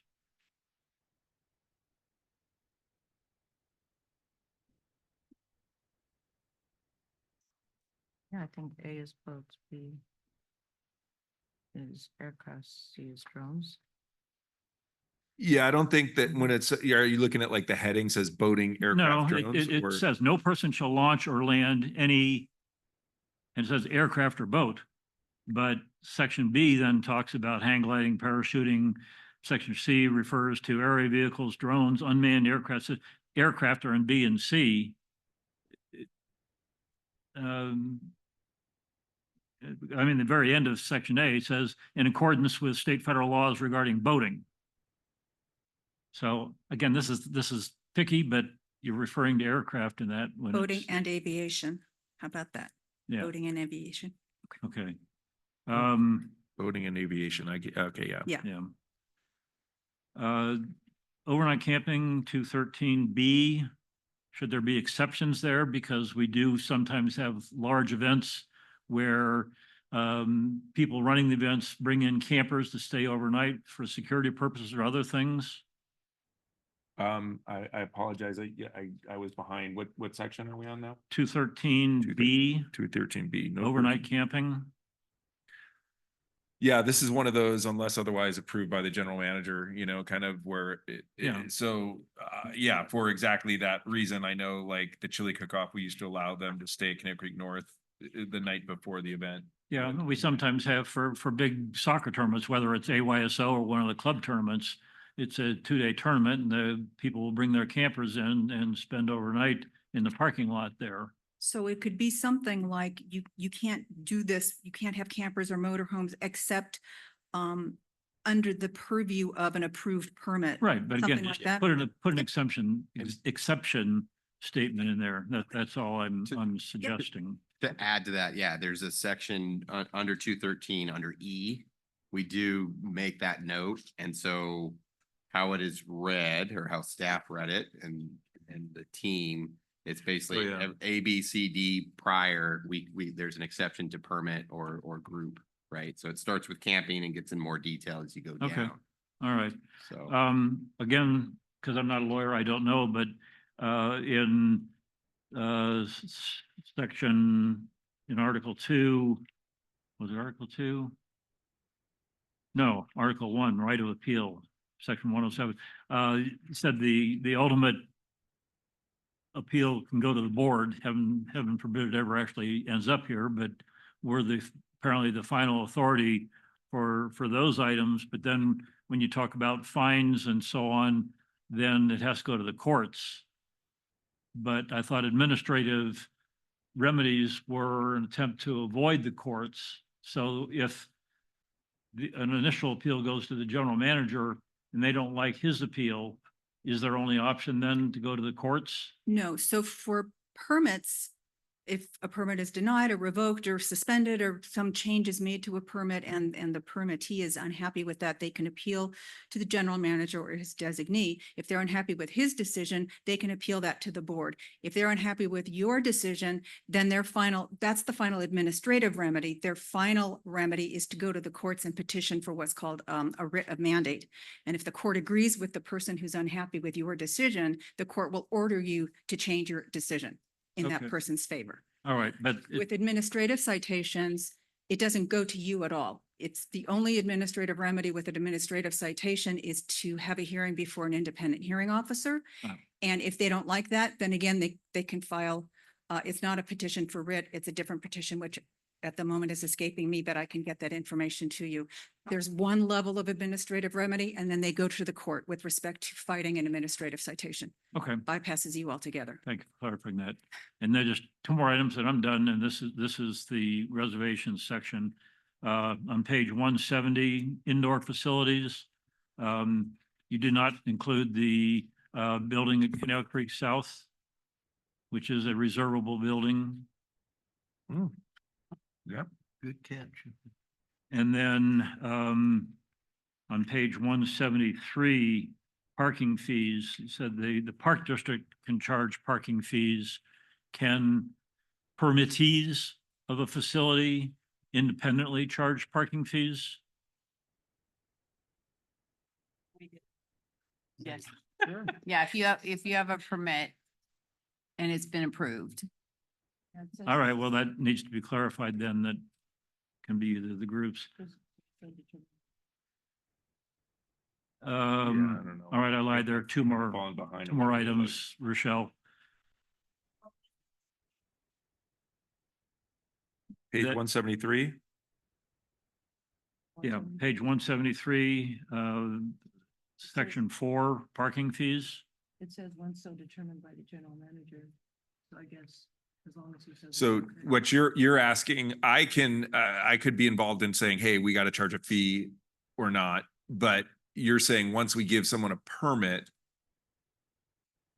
Can Conejo Could Creek, they- can AYSO charge yeah. people for parking to come That's in? a great question. And I think I think we might want that in a standard condition with the permit that says you may not charge fees unless otherwise approved by staff. And that's because we need to know, because if a user group decides to charge fees, a lot of times people want to avoid the fees and then load up the neighborhoods in parking. Yeah. So we generally don't like when people charge, but there's certain big things that are an exception to that.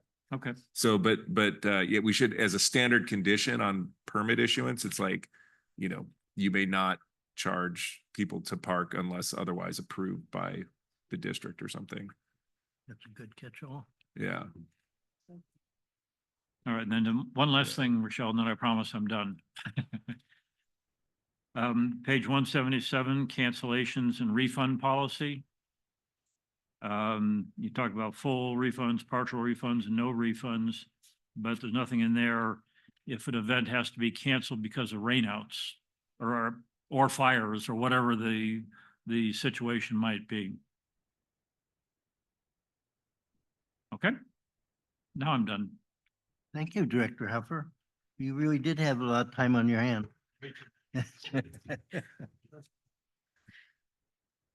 Any other board member? Yes, Director Cuthbert. So it was interesting to me because I read the whole old code, ordinance code. And I kept writing on it, or what? Like, okay, you can't do that, or what? I could see myself saying, you've got to leave, yeah, or what? What are you gonna do? And then I kept writing, police, question, who, employee, enforcement over everything. Then when I came and read this one, I said, oh, look, we have this nice new section that is spelling out all of my or what's and all of my who's that I had question marks everywhere. So I don't have as much to say. And I said to General Manager Friedel, when I came in, I said, well, the new one is a lot better than the old one. He made a lot of great improvements in this. So, but I did have a couple of things. So, and even in this one, when I started reading the new one, I kept having police here and then had to take it out. So I'm on page 138 under the vehicles and parking. And it says, no person shall operate a motorized vehicle in district parks or open space. Oh, I see. No, I was thinking, this isn't what I was thinking. We had something in the other one. And maybe it was taken out where it talked about people driving district motorized vehicles. So that was probably taken out and that was highly confusing. It was talking about people could drive district motorized vehicles. So I just wanted to clarify, only district employees with valid driver's license can drive district vehicles. Is that correct? We specifically deleted that because the potential liability issues were insane. So, Right. yeah, that Okay. was removed. So that was one that intentionally. was in the old code that I was going to Yeah. question. And then I thought, why in the world are we letting anybody drive our vehicles? Okay, so that, It was the good old days of like some other agencies like, hey, I need to borrow the truck, okay. throw the keys. So I was wondering about that. That happened. Then I have been, on this one, we've talked about, camping groups. Can we camp anywhere? You know, there's several references to camping. This is basically talking about delivering supplies for a camping group. But I think the only camping that I know that's allowed right now is through, if you sign up for the overnight camping with the district. And there's another one here referring to camping. It's on section 213. Under special conditions, a permit can be issued by the general manager and there's a fee levied and this whole things, and it could be, so what my question is, when I read all of this, could like a Boy Scout troop or a church youth group or a family reunion with lots of adults for a special thing, can they actually get a permit for camping? Or can they not? Is there a way you can apply for that? So, yeah, so we basically, this was early in my career when I got here, it was pretty made clear to me that the camping was kind of out, that the impact of, it was mostly down at camp, they call it Camp 4 in Wildwood, and that was the kind of the designated group camp area. But lived experience was that permitted camping that didn't involve staff, where it was like, hey, we're just an outside group, friendly, we're going to do a bunch of stuff. It always resulted in problems to the resource and issues with behavior and a lot of problematic issues, not to mention the ingress and egress and sort of the fire sort of safety hazard of being down in that canyon, that it became pretty much don't do any permits. And so we have not, and I don't know that I've ever given in 20 years a permit to an outside group to camp other than one fully staffed by CRPD. And that would be, we did a safe passage camp down there and we do the camp at Dos Vientos. And then I think we do any other family camp out night. The s'mores one, we always come out, we don't stay. So But yeah, in They those used to camps, do you a always- family camp out and they used to do an end of the summer camp out with our Wildwood campers, but we don't do those anymore. It's just Dos Vientos does the camp at Dos Vientos. on the sports fields, Well, like I on the was- sports fields. I was just wondering if you'd want to clarify in that, if you don't want to take that out completely, if you clarified that by saying, and district employees must be, I mean, I'm assuming that on all of these other ones, you have district employees supervising. On this one, you just say you have to have enough adults that are responsible. I'm just saying, because if we can do this, I'm going to apply for a camping permit somewhere. Yeah, we don't want you camping. And then refuse it. So either I think we need to take it out completely, or we should have, you know, that you have to have a district employee there and you would have to pay a fee to pay for the district employee, or, because the way it's reading now, I didn't see that that was in there. Like you could potentially take your Boy Scouts camping in there as long as you had enough leaders. So I was just wondering about that. Anyway, you could look at that and maybe consider something for that, I noticed. And then in section 205, do we have any fishing in designated areas here? Other than like maybe those magnetic fish and fishing frenzy, which I don't even think you're doing anymore? 205. 205, section A, no person shall fish except in designated areas with signs posted allowing fishing. Do we have any fishing here? No, Yeah, we're just hopeful. We're hopeful eventually we'll have a. Tex will eventually a have lake. his fishing pond, so. So at one time we were gonna fill up the valley in McRae with a pond and Oh, have a okay. fishing pond. That didn't happen. That was Okay, Lake so- Forest idea. Yeah. And So Lake- yeah, I and think Lake Eleanor at one time. Well, you can barely even get to Lake Eleanor now. yeah, So, so no, we do not currently have any locations. all right, but you want to leave it there just in case. Sure. And then you'll have to post it. Okay, I was just wondering, I was curious. And then I also had a question on section 212 with the aircraft or the boat. Now, are we talking about just large boats? I mean, could somebody have a small boat? Like a little motorized boat that they could put on a little lake? Or are we just talking about somebody going in a canoe? And I think, where would they even go in a canoe unless they were at Conejo Creek North?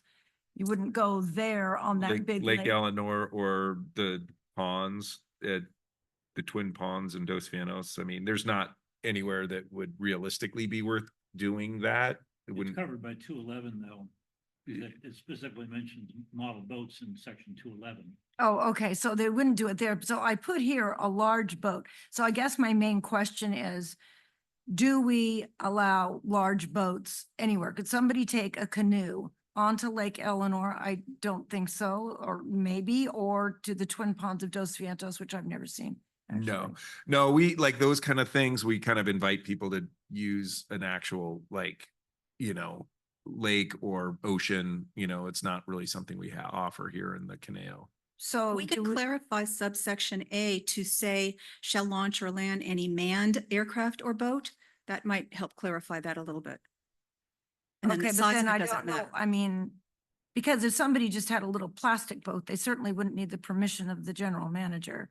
And I guess that's, no person shall operate any unmanned but model craft. So here you're saying up here, you can't have any unmanned there. Without permission. So like, for example, we do give like those, remember, I don't know if you're on the board yet. We not too long ago, we allowed for I think they're sub 2 pound called park flyers. So they're they're aircraft that are super lightweight, battery operated. We actually have designated permits and times for those. But nobody's ever approached us to try to do something like that with boats, like model boats or anything. Nobody's ever. So I mean, with my grandkids, we always just do leaves. We put a leave in and follow it all the way down Conejo Creek South till it gets in the pond. There's some kid put some little plastic boat in there and followed it all the way down till it got to the pond. You wouldn't need permission to do that. I'm being extremely picky. Yeah, and But- so no, totally. I get it. This is where common sense and the words on the page, sometimes you have to you can kind of like what if scenarios to kind of go nuts. And that's when you have to rely on our rangers to exercise good judgment, and somebody at a developed park site like Conejo Creek North that put a little tiny plastic boat in the stream between the two ponds. Nobody's. But nobody's Getting gonna taken want out. that in Wildwood Creek that's going down to the sanitation area. Is that what we're saying?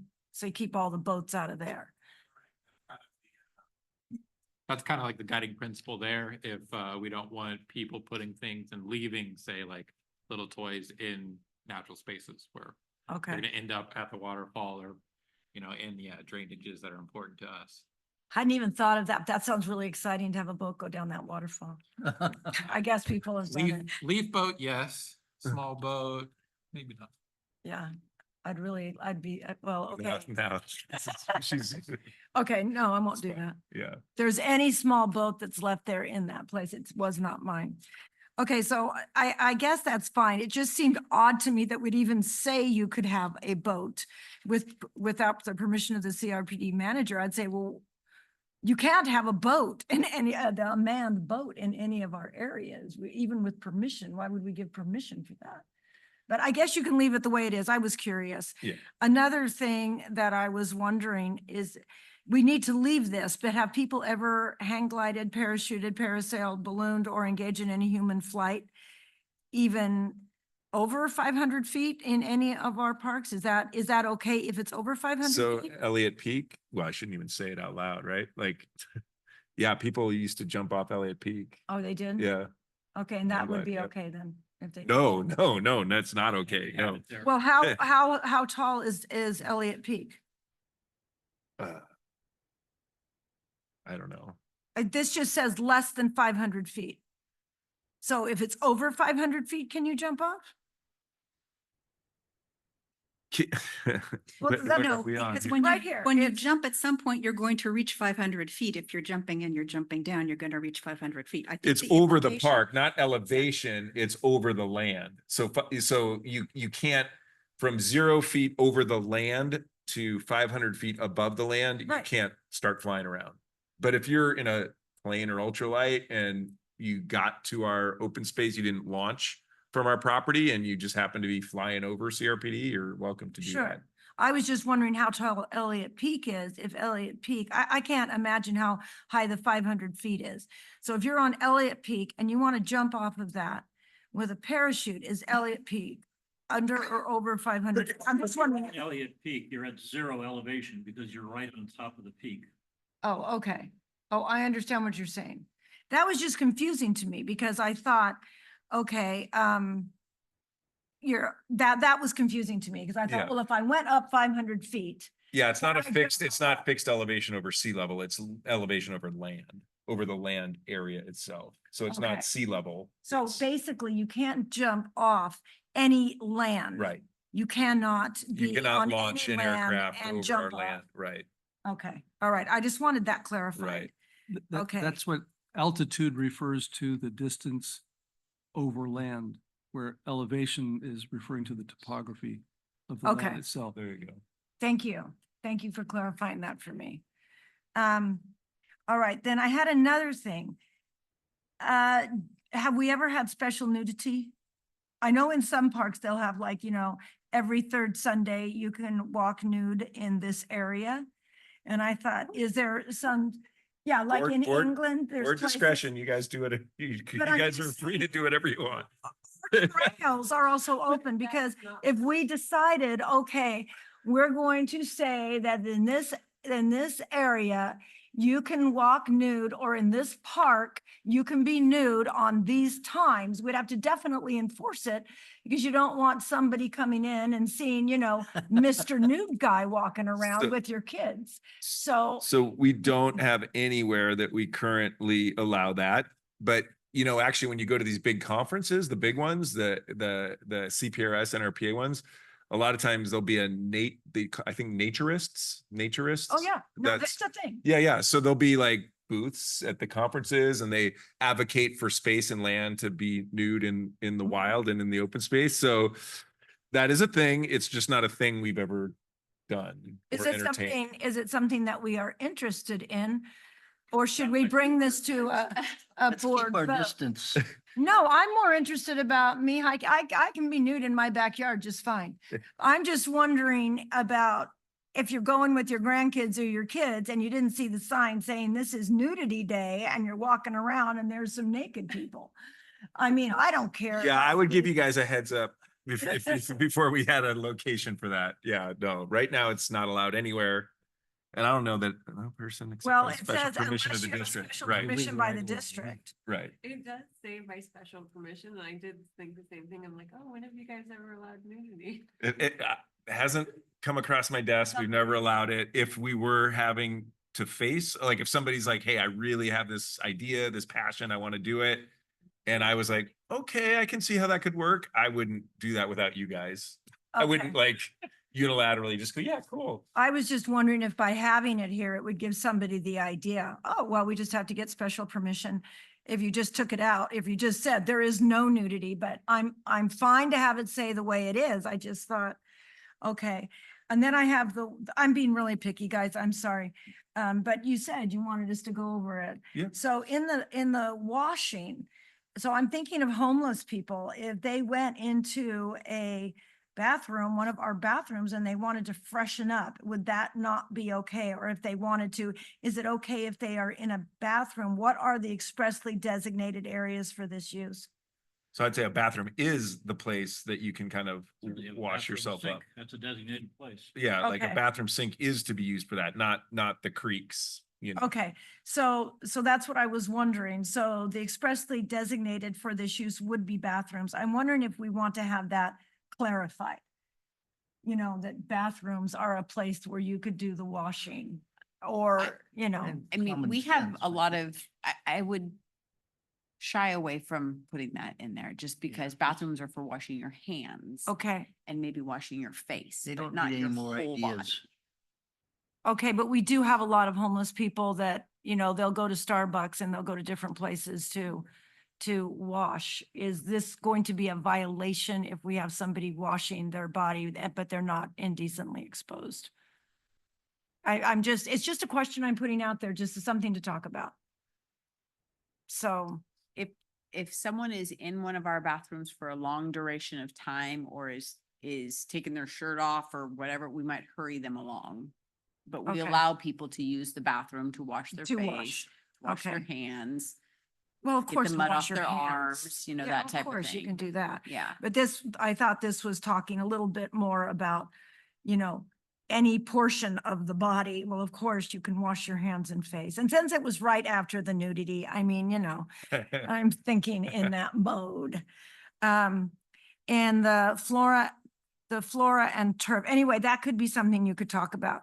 In the flora and the turf, if somebody sees a lot of poison oak on the path and they want to take it out, is it okay for them to just take it out, or should they report that to a Costco ranger or to somebody as a? We don't want anybody exercising individual judgment, and we'd want to be notified of it. That said, if somebody picks a mustard plant along the trail, I don't think anyone's gonna frown on that, so. Well, it says makes if, sense. that it's okay. All right, it says authorized by the general manager again, so I guess we're okay.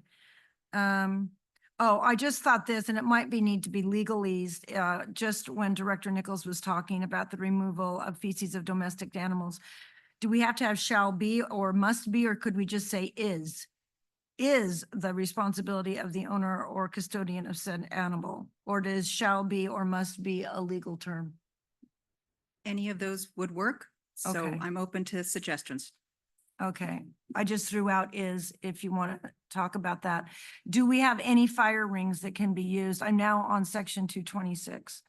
Are there any fire rings in this area that we can use by permit? The only place I could think would be Wildwood, and I can't think of any there except for if they have, you know, actual, places, raised barbecues. I don't know of any fire rings. If there are, I'd like to know about it. Because I'll go build a fire. Yeah, down at campsite 4, there's a built up barbecue Yeah, but thing, that's but not a there's not a fire ring. fire ring down there. No, and we wouldn't ever want anyone to have a fire in open space. So So we should take out fire rings, take out that fire rings if we don't have any. I don't want anybody to think that they can take a bunch of stones and make it into a ring and now they can build. a again, fire. it's one of those by permit only, so that one time we took safe passage down to campsite 4, we had a fire on the ground in a fire ring. Okay, so you would need to have supervision by staff or. We had probably 10 staff down there, so Says permit only. yeah.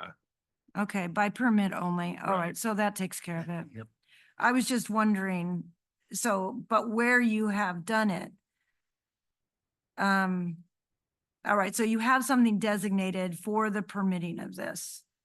So it would have to be by It's permit. super rare. And we with the- don't have any fire rings, so you had them on. Right. I'm being very particular. Yeah. I should have been a fire marshal. I'm just saying, somebody can't just take a bunch of stones and No. say, I want a permit. So it would have to be like, how did you do it on the ground? You were with a group, you were with designated employees were down there with safe passes. And lots of law enforcement. I don't know if we had a fire official, but we actually had at least 4 cops, and yeah. So we had public safety and a lot of staff. So I remember we did do an on the ground in the middle of that big open clearing, and on the ground fire thing. Okay. I don't actually remember exactly how the ring was constructed. I don't recall, but That's why I'm just wondering about, I'm being very particular. I'm sorry, I'm keeping you here longer.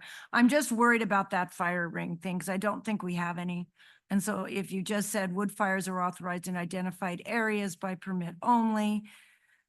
And, okay, but by permit just sounds like you can go get a permit from somebody and you can go down and do it. So I think that if it's going to be by permit only, we need to know what is the permit and what are the conditions of the permit. yeah, and That that's when needs to there's be in some, the permit. yeah, and that's when there's some discretion that staff the general uses, right? manager. Like, Right. hey, we live in a higher fire severity zone at this point, so there's like an extreme rare occurrence when I would ever say a fire ring could make sense. It would, Well, if you're going to give a permit, then I think that what we're saying is it has to be very definite, you know, Mhm. what the rules are of the permit. If we have a permit by that, if you're saying you have a permit, do we have a permit? And what does the permit say when you? like literally a permit can be just us listing out a novel blank sheet of paper, writing exactly what we expect of them, and Okay. you I'm have just to have saying- fire extinguishers and a gallon of water and fire personnel, like all the different conditions. We just literally write it on there if we were inclined to do it. But more likely that we would not allow open ring fires in the open space. I understand that. Yeah. I'm just saying that if you're going to give a permit, you should have some conditions to the permit. I think common sense by the general manager Okay, is sufficient. all right. Yeah, there's a variety of things that say, hey, if you can get permission, and we don't have like a standard form book of every section in here that says you can get permission. We don't have like standard preset Okay, forms for that. That's when we have to exercise judgment and, determine whether that's something, yeah, I think we can allow that okay, that's with fine. these 5 or 6 provisions. I get it. So we'll Yeah. just use it based on what you're saying. And I guess we'll say the same thing of when people can smoke or vape. Right. Because they can do that. They can do that if it's permitted also. And then just from the other thing that was talked about, so on 241 for sales and solicitation. So this is all for commercial, but we talked about that you can have a table with 2 chairs and something, and we can pass out anything that goes with First Amendment. So you can be in the park and you can give out you can solicitate and solicit anything as long as it has to do with free speech, such as religious or political or anything of that sense. Because this is just talking about, if it's commercial, you can't give out your flyers for anything that's commercial. But can we give out flyers for anything that's free speech? Yes, that's correct. And That's correct. subsection A actually would apply to First Amendment speech in the park. They can be there and speak all they want to. They can hand out flyers. They can even solicit funds, just, like the Krishnas do at the airport, for example. But they can't sell merchandise because Okay. that's a commercial purpose, even if it's associated with a political party or something along those lines. Okay, so as long as it's just giving opinions, you're fine. And I think that's it. And so thank you for putting up with me on this. Oh, right on. Okay, anybody else? I have one question. Because we do have so much open space why are people not allowed to scatter human ashes from cremation? Like avid hikers, like Tex Ward has a spot. You think that his wife has not thought of spreading his ashes there potentially? Why? I'm just curious. Yeah, I think we have a lot, but we don't have like national recreation area, national park, national forest kind of a lot. So my dad's actually spread around Sequoia because the ranger said, hey, if you're 50 feet off a trail, you can spread ashes here. It's allowed in the national parks. So that's where my dad is, up in Sequoia. But in the local park and open space system, it isn't, we don't allow it.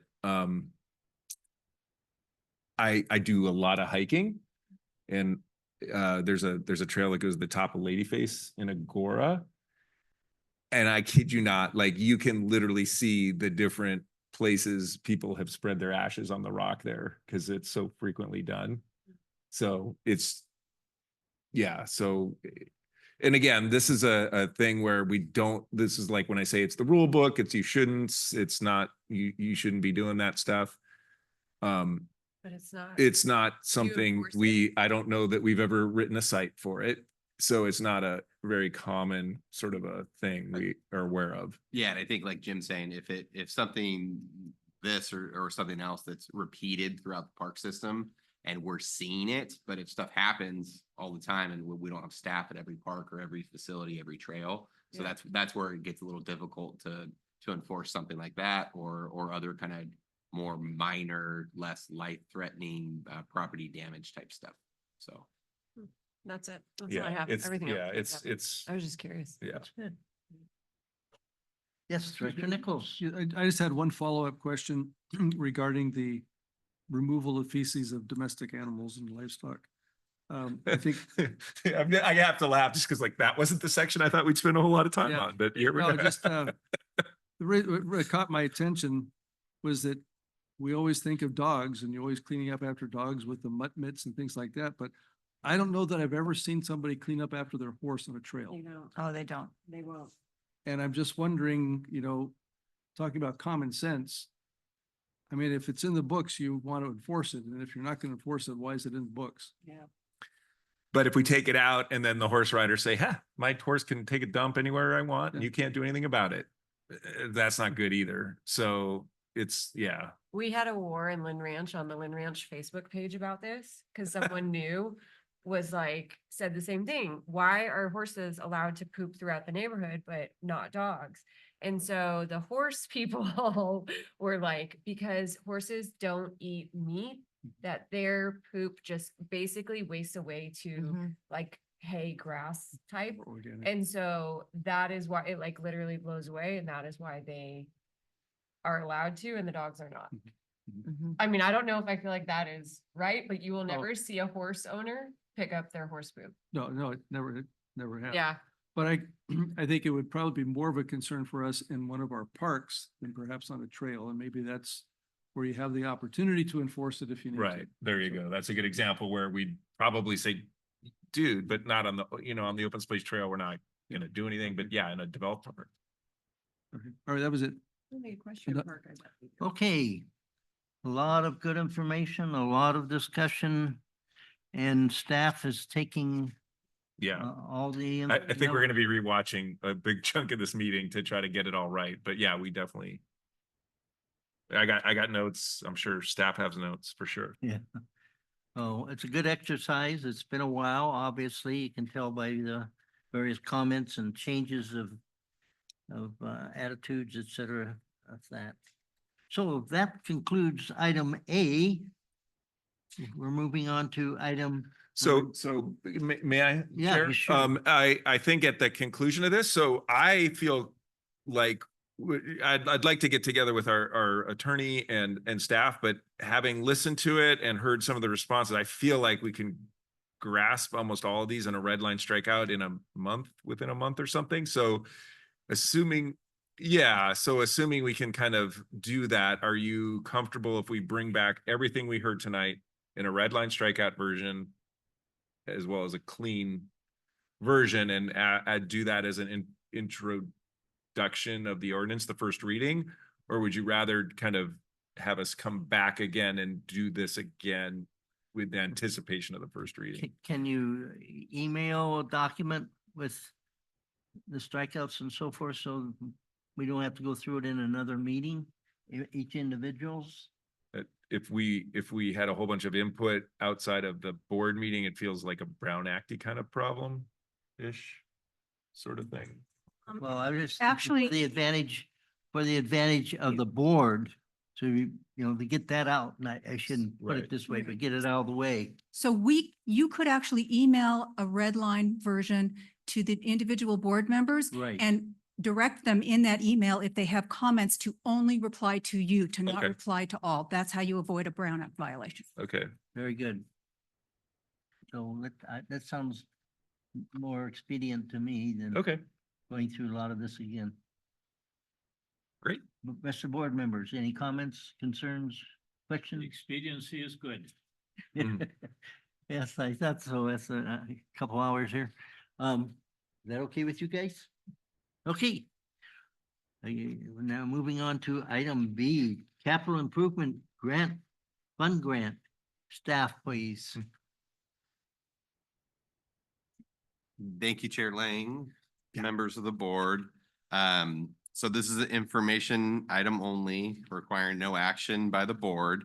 As you are aware, we have a very robust community group that facilitates unique interests throughout the whole park system. Some more traditional than others, with sports groups to cultural museums, gardens, and just some really great stuff. We do have our annual capital improvement fund grant program. This is out of 14 years so far, the program has given $1.65 million to the community to be able to get some work done throughout the park system, which is great. It's that whole sweat equity, putting funds and ability to provide more ability to our facilities for the community to utilize them, which is great. We still have the same kind of program. Jody works on updating applications. We send them out. Tim Dorr and the sports folks will send it out to their repeat groups and all that. And so we do really have a very robust applications that come in, which is great. We do have a non-matching, which is a $5,000 maximum, as well as we have a matching program up to $25,000. As I mentioned, this is the close of the 14 years of it. So this will be our 15th year. And we just received applications May 1st of this year. We have 10 total grant applications that we received and projects that were contemplated. We have 4 that are non-matching, and we have 6 that are matching. These are our typical groups. We actually don't have a new group. So we have a lot of familiar faces, which is great because we continue to kind of build up the programming ability and the interest of the public through that program. And we would be, as Melissa mentioned in her budget report, was that we would be adjusting it to up to 130,000 from last year was 118,000. So again, just the success of the program continues to grow year by year. And it's actually a really, really neat kind of thing to be something that I wasn't exposed to before working here. And then being able to work with our community groups, checking in, helping out with contractors, having our field supervisors work with them to make sure things are getting done out there. And then now in my current and new role is, managing the program. So it's actually a really, really neat community aspect of what the district can provide with our friends out there within our facilities. So with that, I'm available for questions. Thank you, Director Mooney. Any questions? Yes, Director Huffer. Not a question, just a comment. Everything you said, I have to agree with. And to see the projects large and small that have been, if not funded, totally funded, certainly the funding that the district has provided to these groups and the incentive to be able to double their dollars to accomplish their projects. It's been absolutely wonderful. So I'm glad we're able to do this, and I'm glad we're able to continue doing this every year. And a couple of years ago, when we temporarily doubled the amounts, it was, that was that much better. So keep it going. Yeah. Any other comments? I'm curious, do we often get thank you letters or something from the groups? Yes, sometimes it's more emails, phone calls, and then interaction on the property. But yeah, it's especially again being more involved in the program over the years. Yeah, there's definitely a lot of thanks, and obviously when we have our user groups coming here to do special presentations, you definitely see that thanks when they do their presentations. But yeah. And our staff really appreciates the coordination efforts and working with those folks to do some cool stuff in the parks. Yeah. So I think we all agree this is a great program, and as Director Huffer mentioned, it's adding to not just the park districts and that individual groups, but the whole community sees benefits from that. So Keep up the good work. Okay, that's for information only. We're now moving on to item C, amendment of existing option and site lease agreement with Verizon Wireless for upgrades in existing wireless communication facilities at Conejo Community Park. Is that you again, Andrew? Yes, sir. Go for it. Thank you, Chair Lang, members of the board. You may not be aware, but we do have a cell site at Conejo Community Park. If you look on page 189 of your packet, it kind of gives you a site plan. We do have a Verizon Wireless on the site. So there's an equipment vault on the south side of the parking lot across from the staircase that goes down into the front lobby area of the community center. And we also have an antenna pole that's on a light fixture that's on a light pole that is just to the east of that. If you remember, we did, I believe it was in 2022 or 23, we came for a emergency backup generator. So that location's noted on that site plan as well. The improvements are really only visual, is what's happening up on the pole. So they are swapping out some equipment within the vault, but they're not expanding their footprint of the vault. They are augmenting the canister or shroud that's around their equipment because their equipment's changing on the pole. So it's currently a 5-foot by 18-inch diameter canister that's covering that, and they're increasing the diameter by 10 inches. So it'll be a total of 28-inch diameter, same height at 5 feet. And so with that change, staff is coordinated with the carrier for a $500 change per month. And so that would bring the total lease on that, just that site, after the generator gets built, which is still pending. They're still working through permits and stuff. They haven't done any work on that yet. But it would be up to over $4,700 a month just for that one site. Something that's pretty big for us that we can work into our budget are these cell sites. So we have 17, I believe. We have a few that are still pending, but we have 17 total throughout the district. And that raises over $550,000 this past year dollars that we can work into our budget from a revenue standpoint. And then we do have a 3% escalator every year. So depending obviously when the leases are approved by the board and when they have action on the lease, but in every agreement would increase on their annual date at 3%. And so we've been working with, obviously this is the Fourth Amendment. So we've been working with these carriers over time for a bit, but we definitely see the value of being able to offer this, but staff definitely tries to reduce the footprint, reduce the visual impacts. And then we do have attachments, additional attachments, which is the Fourth Amendment, which is on page 190 and 191 of the report.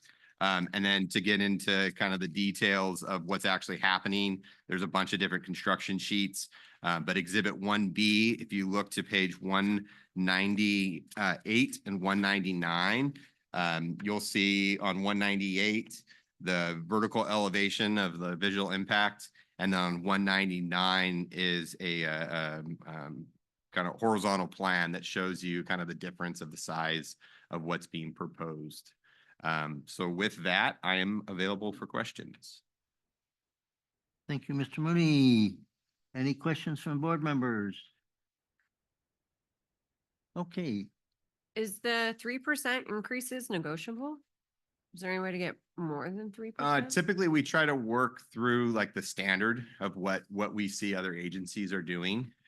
We look at it as a steady revenue stream. So that's typically been the standard, a 3% increase. So instead of pushing for more, we've been actually negotiating, if it was a new site or if they were expanding their ground lease, we try to negotiate capital improvements such as like trash enclosures, material storage areas where we might be like hiding some of their equipment and stuff. So, but typically the standard in my time with the district, it's been 3%. So obviously that dips, you know, sometimes with CPI and other things, it might go down and it might go up, but we try to stick to the standard revenue of, hey, we're getting our 3% consistently And these are typically 25-year agreements. Oh, okay, that's Now what I was gonna ask it's next. typically like a 5-year option, and then there's multiple 4-year. That's our typical standard. Okay, and then options to extend for 5-year periods. Yeah, exactly. So, and then we always, we get folks who reach out to us, and it's like year 13 of of the agreement, like, hey, we want to rework our deal and all that, and we kind of push it off a bit because we're like, nah, we'll check in with you in 12 years or 10 years from now to kind of see what rates are. But we're kind of constantly looking around at other agencies as well as kind of the going rate and negotiate that more from a money standpoint versus the interest or the percentage increase. So. Are they putting these over in Westlake where or are like North Ranch Park where we really could use some better cell service? No, yeah, so North Ranch, actually North Ranch Playfield, we have 2 sites there. Oh, okay. And then I've been in coordination with Dish to possibly add another site there. I've been working with them for about a year now on a site there. So, and that's actually one of our sites that we're looking at doing a trash enclosure to help with our trash. Yeah. So. Nice. Thank you. Yes, Director Nichols. Thank you, Mr. Chair. Is it my understanding that the applicant at this point would need to get Park District approval before they go to the city to go through the Planning Commission review process? Correct, yeah. So basically the terms of the amendment would be, since we're the landowner, we come because it's a long-term decision. That's why we bring it to the board. You know, me and Jim don't have the authority to say, hey, we want this. So that's why we bring it to the board soon. And if the board approves this tonight, then that allows them to proceed further through whether it triggers planning commission, planning process, building and safety and all that. So, yeah. Okay, all right. Because ultimately you are the authority for the park property. Correct. So. Yes.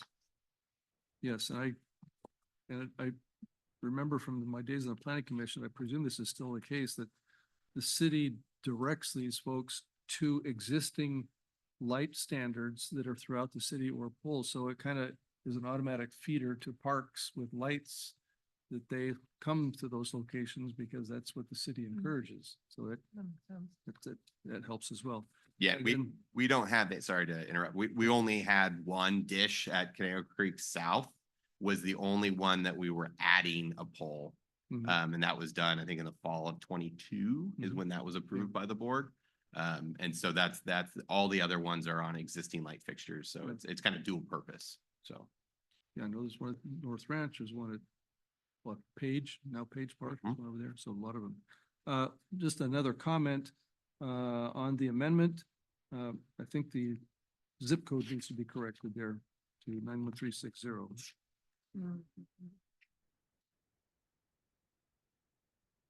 Sure. You're talking about at the recitals A? Correct. Okay. I know that's a life-changing change there, but Sure. Just want to make sure it's correct. Thank you for catching that. Yeah, that was it. Thank you, Mr. Chair. Thank you, Director Nichols. Yes, Director Huffer. I'm going to say when, not if, the plans for Conejo Creek, Conejo Community Park are implemented. Is this wireless facility going to have to be relocated, or the plan's going to be able to work around this site? The plans are working around this site. We would coordinate with them possibly for the light pole though. So if we updated our light fixtures and we would work with the carrier. Sometimes they want to change their pole too, because if their equipment's changing, structural calcs and stuff, but the footprint of that vault, the footprint of the generator has all been coordinated with our architecture team to make sure it works with the new layout. So. Okay. And then, although it doesn't deal with this specific issue, you mentioned the action we took a couple of years ago, Conejo Creek South. I thought I remembered that they were going to do something additional to the building. Correct. So that they would be augmenting the building, increasing it, top of my head, 15 to 20 feet to the north and providing more storage. Basically, they would be taking over our current storage area for their equipment. And then they would be giving us a bigger storage area, doing some fencing and putting a bigger pad in so we can put some picnic tables over at that restroom. So are we nearing a point in that project where they are working through their building permits? So they're going through their process. Okay, so this isn't gonna happen immediately either. This will be a little quicker just because of the ability of, they're already on site, it's an existing site. There might be less approvals to go through since they already have a shroud up in the air and all that fun stuff, but yeah. So it should be a little quicker. And then just to note, part of Conejo Community, if you guys remember in the spring of 2023, we had power issues at Conejo Community. And so we have been working with Edison as well as our electrical engineer and architect to work on a system that will be upgrading that because it's old switchgear, just old electrical from a building that was built in the 60s. And so that's a part of this as well, because right now the service runs differently through the parking lot. So we would actually be working with the carrier to make sure that they continue to have power at the site, and then we can continue to generate revenue on that. So that's kind of in coordination still to figure out how that electrical is going to work for the new building. And if we address that electrical possibly prior to any of the actual building being done, just to kind of get ahead of any future failures and such. So. Thank you. Thank you, Director Huffer. That was one of my questions. More of a comment now. I recall when we first started considering our very first antenna, in a park and so forth, and discussing the potential revenue. We couldn't have dreamed, you said $500,000, something like that? We couldn't have dreamed that the revenue from, these various carriers and so forth would blossom to where it is. So keep up the good work. And it sounds like you have a good relationship with the various groups and working with them and so forth. So, okay. Well, we're moving on to some announcements, if I recall. This does require action. This doesn't require action. Yes. Oh, it Yes. does? Yes. Okay, sorry. Mr. Chair, I'll go ahead and make a motion if I could, You sure may. just to accept staff's recommendation to approve the Fourth Amendment and authorize the general manager to proceed as recommended. Thank you. I'll second it. You have a motion and a second. Any other comments, questions, concerns? If not, all in favor, say aye. Aye. Opposed, abstentions, hearing none, motion passes. And now, item 10, reports and announcements, 10A, B, and C. Any questions, comments associated with? Yes, Director Nichols. Just wanted to bring up something that I'm sure our staff is fully aware, but the concert in the park was a smashing success in many, many ways. It was a great crowd. I think last year we had a similar crowd. It was a lot of people. But I do believe we need to address some of the traffic issues at the front of the park there. It took me 25 minutes to get there. I think 10 minutes to get within a half a block, and then another 15 minutes to get that last half a block in there. And a large part of it was because folks that had handicap placards had nowhere to go because the parking lot was full. And especially the person that was in front of me was not a happy camper and was face to face with the deputy there. I mean, it was not a pretty picture. Deputy did a great job, but the patron was not pleased at all. So I just thought if we could perhaps review that as far as a traffic management plan or offloading. I even thought of maybe we could have some volunteers to help work as ambassadors to help people unload, because they park and they pull out 5 or 6 chairs, blankets, wheelchairs, whatever it is, and it takes a long time. So not to burden district staff, but if we could incorporate some like a nonprofit organization or volunteer organization just to work as ambassadors, just to help people offload, just to get them out of their car so they can move that car out of the way.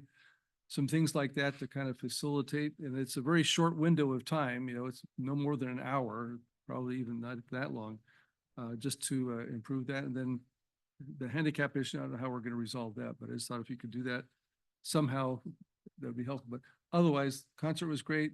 Thanks. Look forward to the rest of them, and keep up the good work. Any other? I have a comment. Yeah.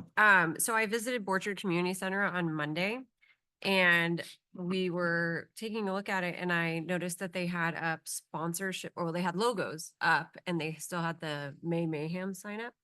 And I was like, oh, why do you have these different company logos up here?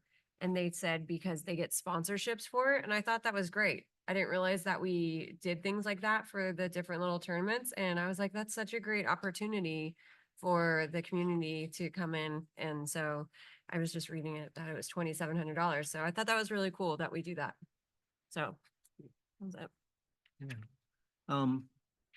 Back quickly to the parking situation, could there be some kind of a remote parking lot and do a van, a shuttle?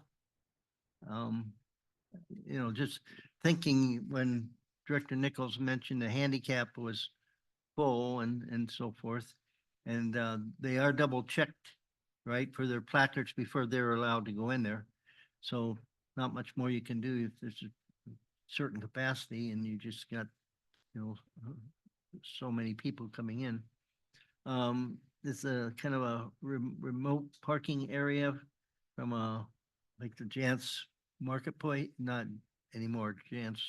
Yeah, it is Jance Marketplace these days. And it's not that far away. And offer our shuttle, maybe some liability issues, but use CRPD van or something. I don't know.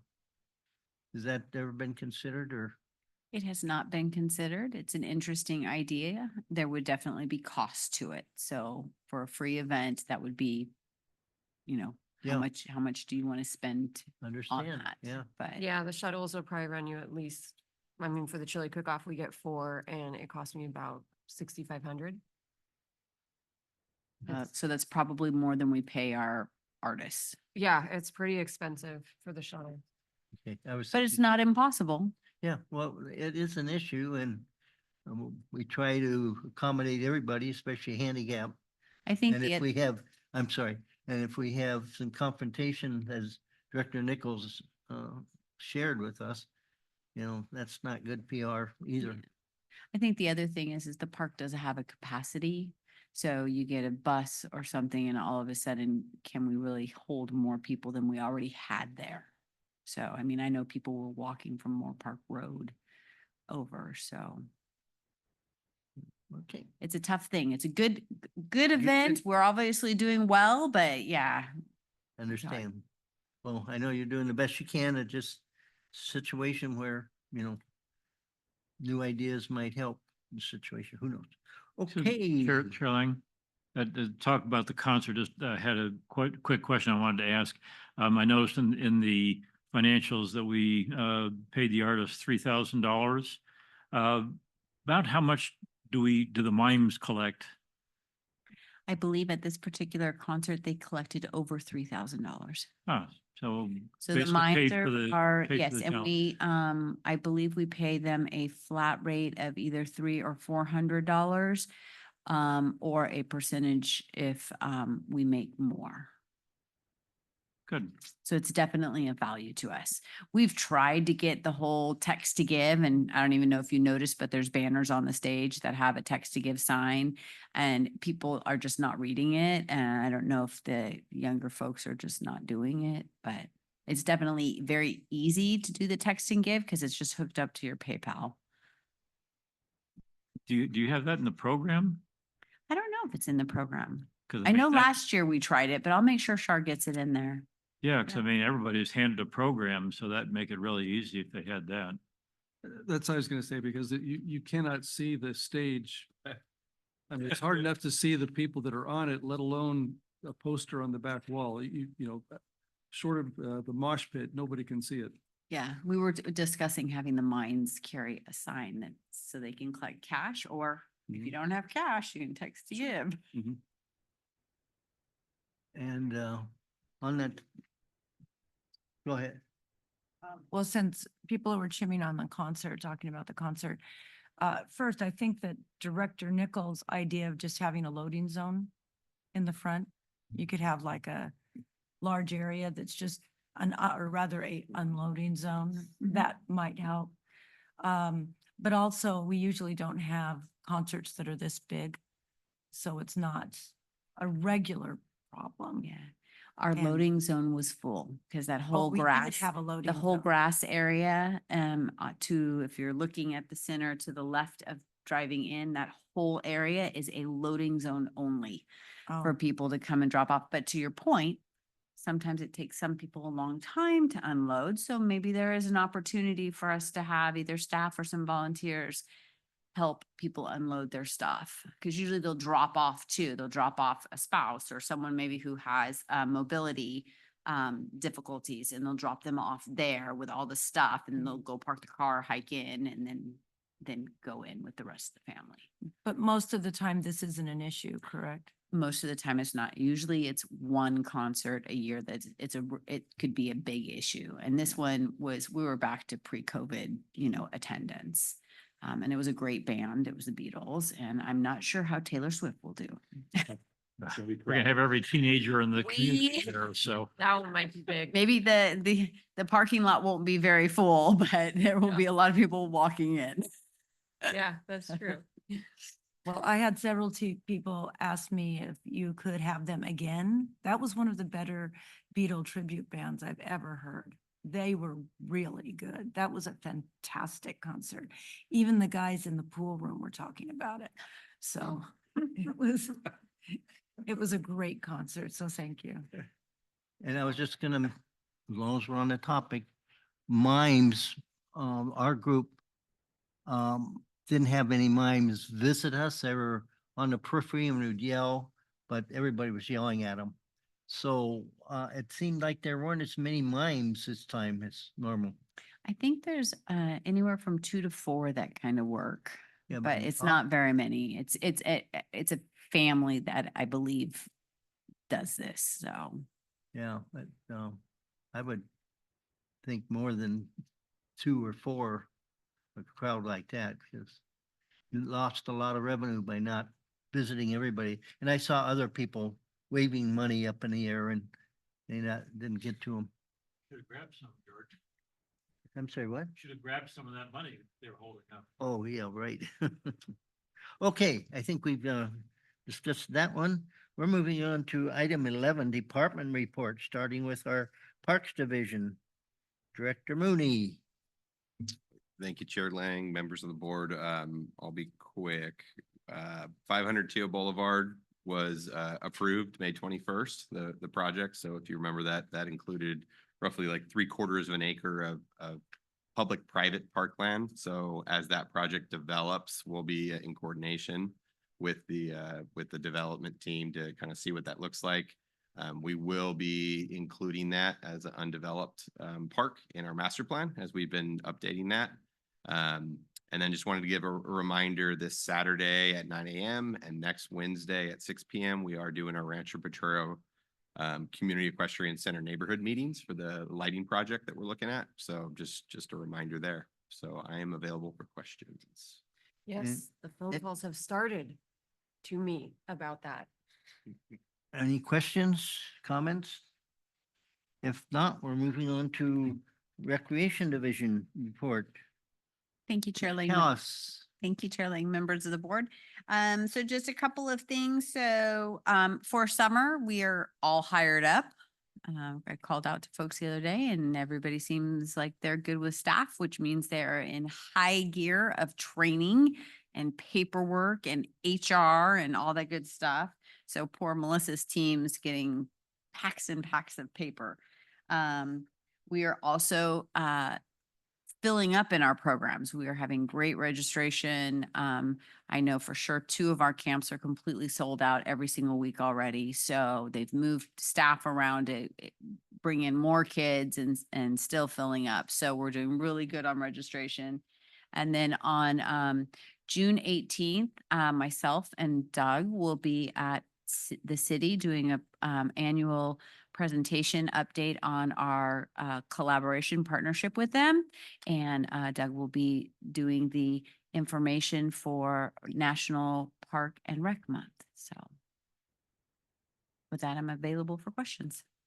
Thank you. Any questions of Ms. Callis? If not, we're moving on to item C, Management Services Division. Melissa. Thank you, Chair Lang and board members. So I just wanted to give you an update on our investments, which I know you stay up at night thinking about. You'll remember we changed our investment policy specifically so MRCA would be able to invest in CalTrust based on rules that they had for accounts being segregated and various things with MRCA, but it also meant that CRPD changed our investment policy to allow for investment in CalTrust. We started with the MRCA accounts. They've been in there for about 6 months now. And so we now have 6 months of experience of handling multiple accounts with CalTrust, and we can get money in and out of there faster than we can with Leif or Ventura. And the returns are higher than both Leif and Ventura. So we're starting to slowly move the reserve funds for CRPD into CalTrust. And so you'll see that in the investment reports in the future that there'll be Ventura, Leif, and CalTrust, and you'll see those numbers kind of shifting. So before you see it, I wanted to let you know what we were doing, but we tested it out with MRCA money first. So with that, I'm available for questions. Thank you, Melissa. Any questions, Melissa, on this topic? Okay, Mr. General Manager report.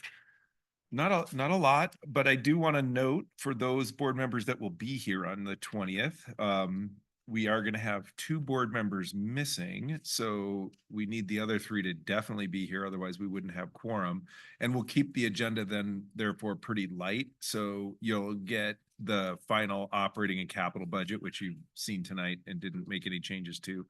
But other than that, it'll be really light and probably very fast agenda. The one thing I'm a little sad about is we have Conejo Historic Society scheduled, and some of you guys won't get to see it, but hopefully you'll watch it on YouTube. And only because it just happened to be today, Nellie, as a representative of the Conejo Historic Society, did a great 20-minute presentation to the Thousand Oaks Rotary Club about the early history of the Canal Valley, and it was really well received. It was great. It was really fun. Speaking of the Historic Society. So other than that, appreciate the great input on the ordinance stuff that that was great. And so we'll get together. I think we'll be able to hash out a bunch of red line strikeouts to get to you guys to look at and keep that moving. So that was really that was great. So thanks.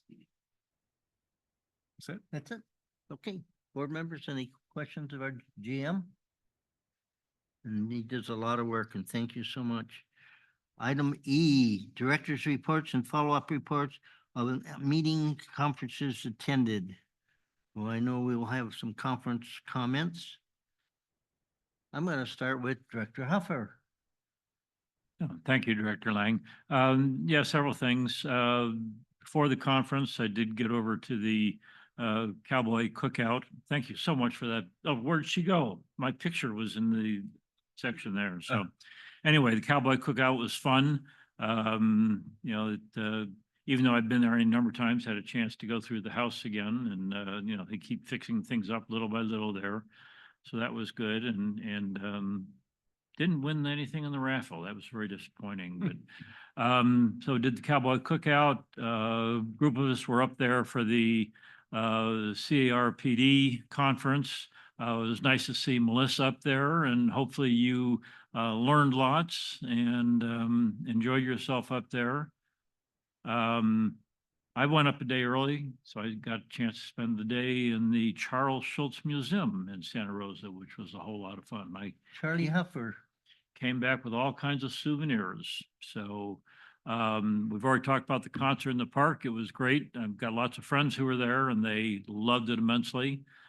Although it's not a CRPD project, since they're taking place in CRPD properties. I got to mention the Thousand Oaks pop-up concerts. I went to the first one at Conejo Creek North. And other than the fact that the space heaters were not working there, it was kind of chilly, but it was a great concert, and the performer there was a whole lot of fun. He was a Hawaiian guitarist who halfway through the concert came down and sat down with some of the audience and was singing songs, sang one song with his daughter. He's got 5 kids, and they were all there and sang with his oldest daughter. So I was curious, do we charge the city for using the parks? I was hoping not. No, it's a partnership. And so Yeah. we're on all their marketing and stuff. So we partner with them on that. Good, good. So anyway, they got a whole series of concerts coming out through the summer. And then yesterday, we are continuing the CSVP tax program is continuing once a month appointments. I'm always amazed. They had some, I don't want to say little old lady, but they had a lady who came in and all she had was Social Security, nothing else to report, but she had waited until now to have her tax return done. So, but anyway, we're doing that once a month. So if anybody asks about taxes, once a month by appointment through the CSVP office. That's it. Thank you, Director Huffer. Director Kessworth.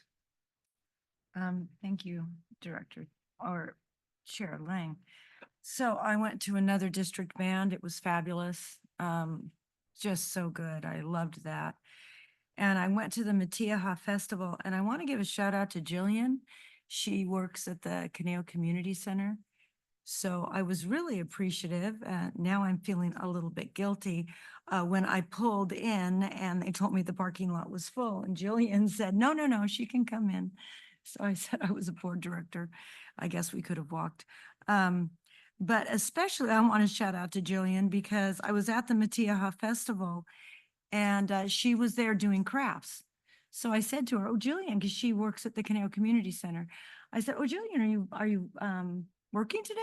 And she goes, and somebody else comes and go, no, no, she just volunteers.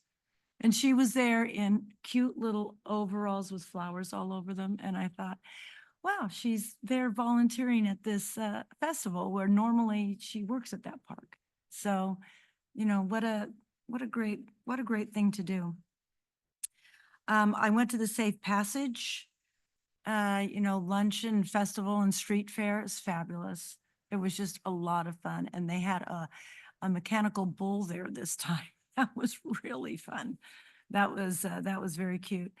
And then I went to a pop-up festival also, and that was in the Northridge Neighborhood Park and North Ranch. And you know what I really enjoyed about it? The entertainment was fabulous. You know, Harvey loved it. The grandkids loved it. But my grandson and I walked all around the park, and I hadn't been to that park since the Woolsey fire. And it was the night that Doug and I were sworn in, and we can remember we were here till 11 o'clock at night because, you know, there were so many complaints. So the first thing I noticed that fresh mulch was being laid in that park. So no fires, please. But also the whole area where all of the oak trees were, where we decided to kind of say a compromise. Okay, we're not going to put any mulch in that entire area. And it looks nice. I mean, the oak leaves have kind of filled in and it's made a very nice nature area. And then I remember Mr. Hare talking about how the people in the park wanted to have a walking trail. It's an affluent neighborhood. And he said, well, you know, we can't afford it right now. And somebody wrote him a check.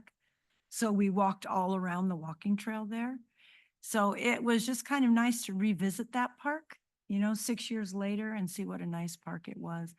And it was also very cold, unfortunately, but we came prepared with lots of blankets and what a wonderful partnership we have with that. It's bringing a lot of different kind of music, you know, to these neighborhoods. And so I think, and I was at Cowboy Cookout also. So. Thank you, Director Kessworth. Director Buss. So my 9-year-old played softball this season and made all-stars. So I have been perusing all these softball fields in our area. And I actually get to go up to Paso to see their softball fields this weekend.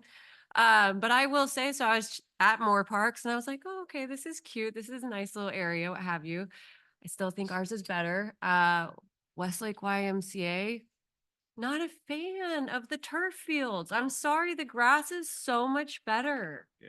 And it was like they did black chain link. It's really hard to see the players. And you're like so close compared to my favorite is Borchard. I have to say, I'm a little sad that T.O. doesn't get to play on Borchard. I can see why they're sad because those are definitely the nicest fields, like by far. Yeah, my husband was like, why don't we play on these? I'm like, I know, we might have to join Newberry Parks League so that way we can play on them. But yeah, it's funny because we've been talking about it and something I never thought I would be analyzing.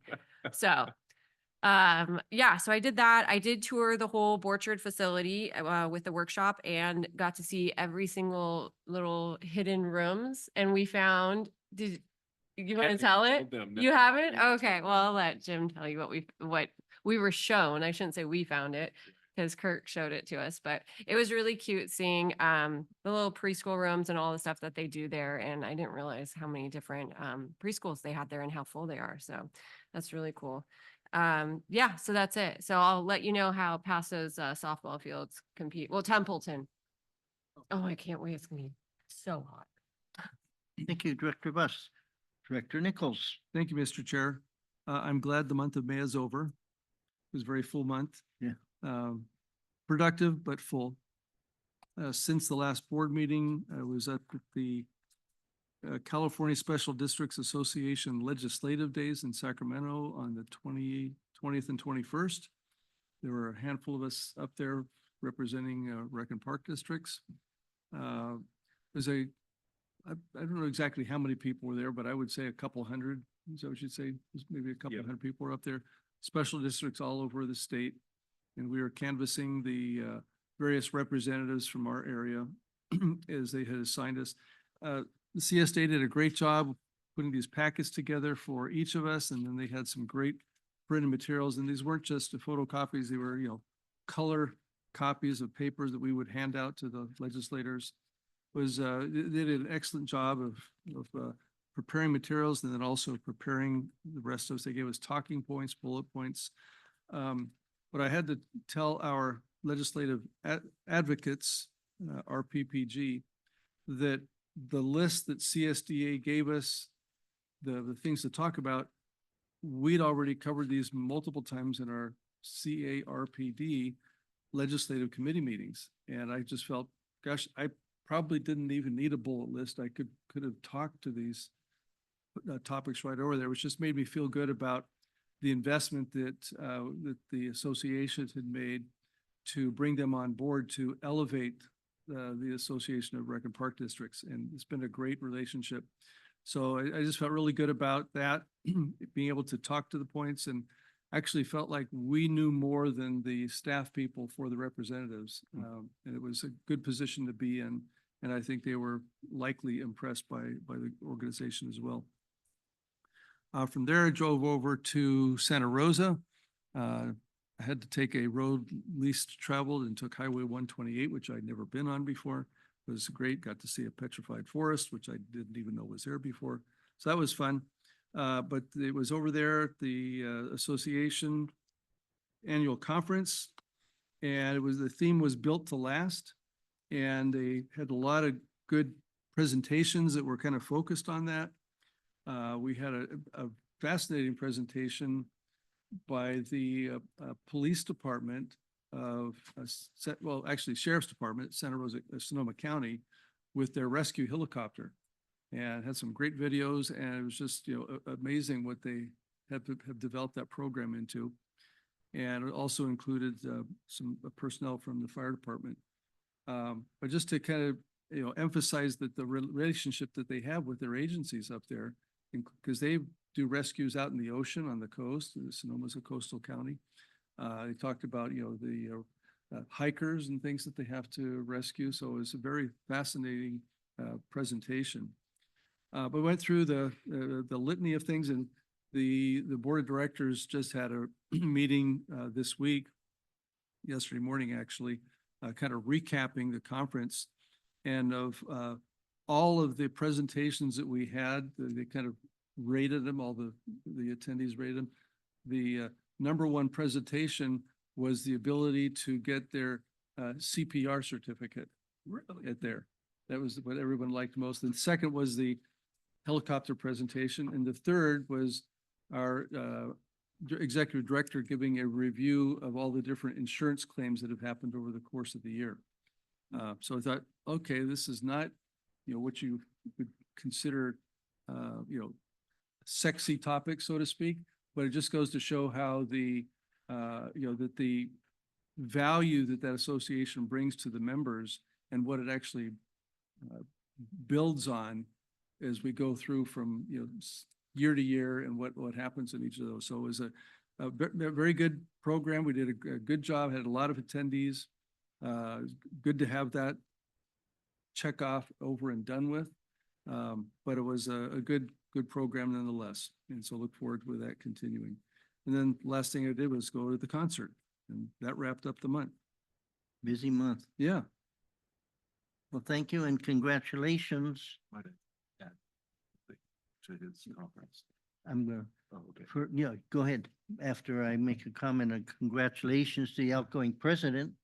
A very successful year. I'm glad you had the opportunity to be in that position and represent, our Conejo Valley, our CRPD and so forth. And you did a good job. So thank you, Doug, very much. Now, go ahead.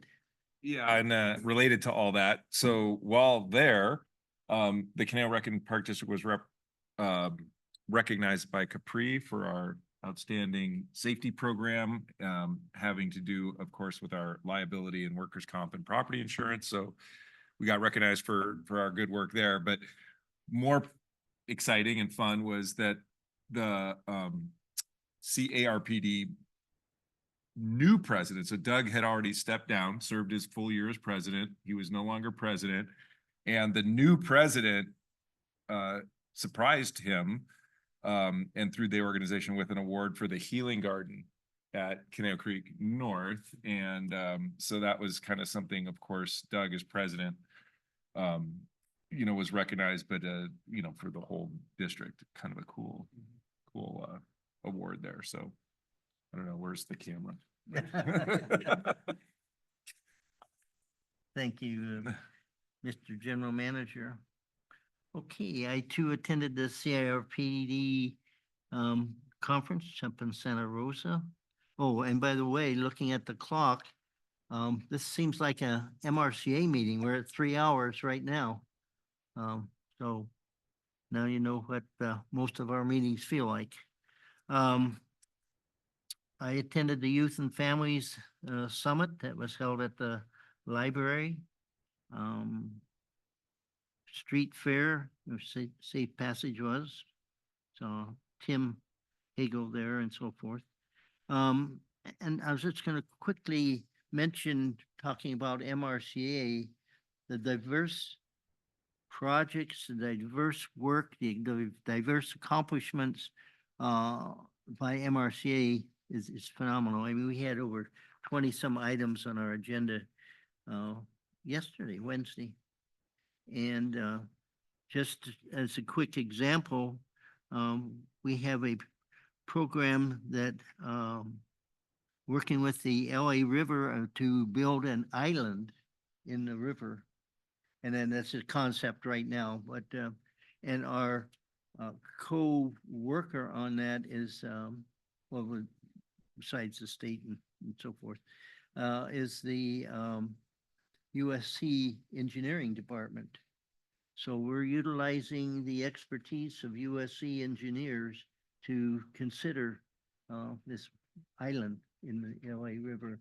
And it's a biological type of base island and so forth. But, and then the other thing that was kind of out of the norm is you've heard of the California High-Speed Rail project between Palmdale and Burbank Airport. And we're doing comment letters associated with the EIR, et cetera. But, and all the various endangered species and so forth. But just the fact that here we are, talking about the high-speed rail, project, talking about island in the LA River, where, 10, 15 years ago, none of that, well, as far as the island in the river would have even been considered. But anyway, it's a great organization and I'm very proud to be associated with it and your representative on the board. Okay, with that, we're moving on to item 12, request for status reports and items for subsequent agendas.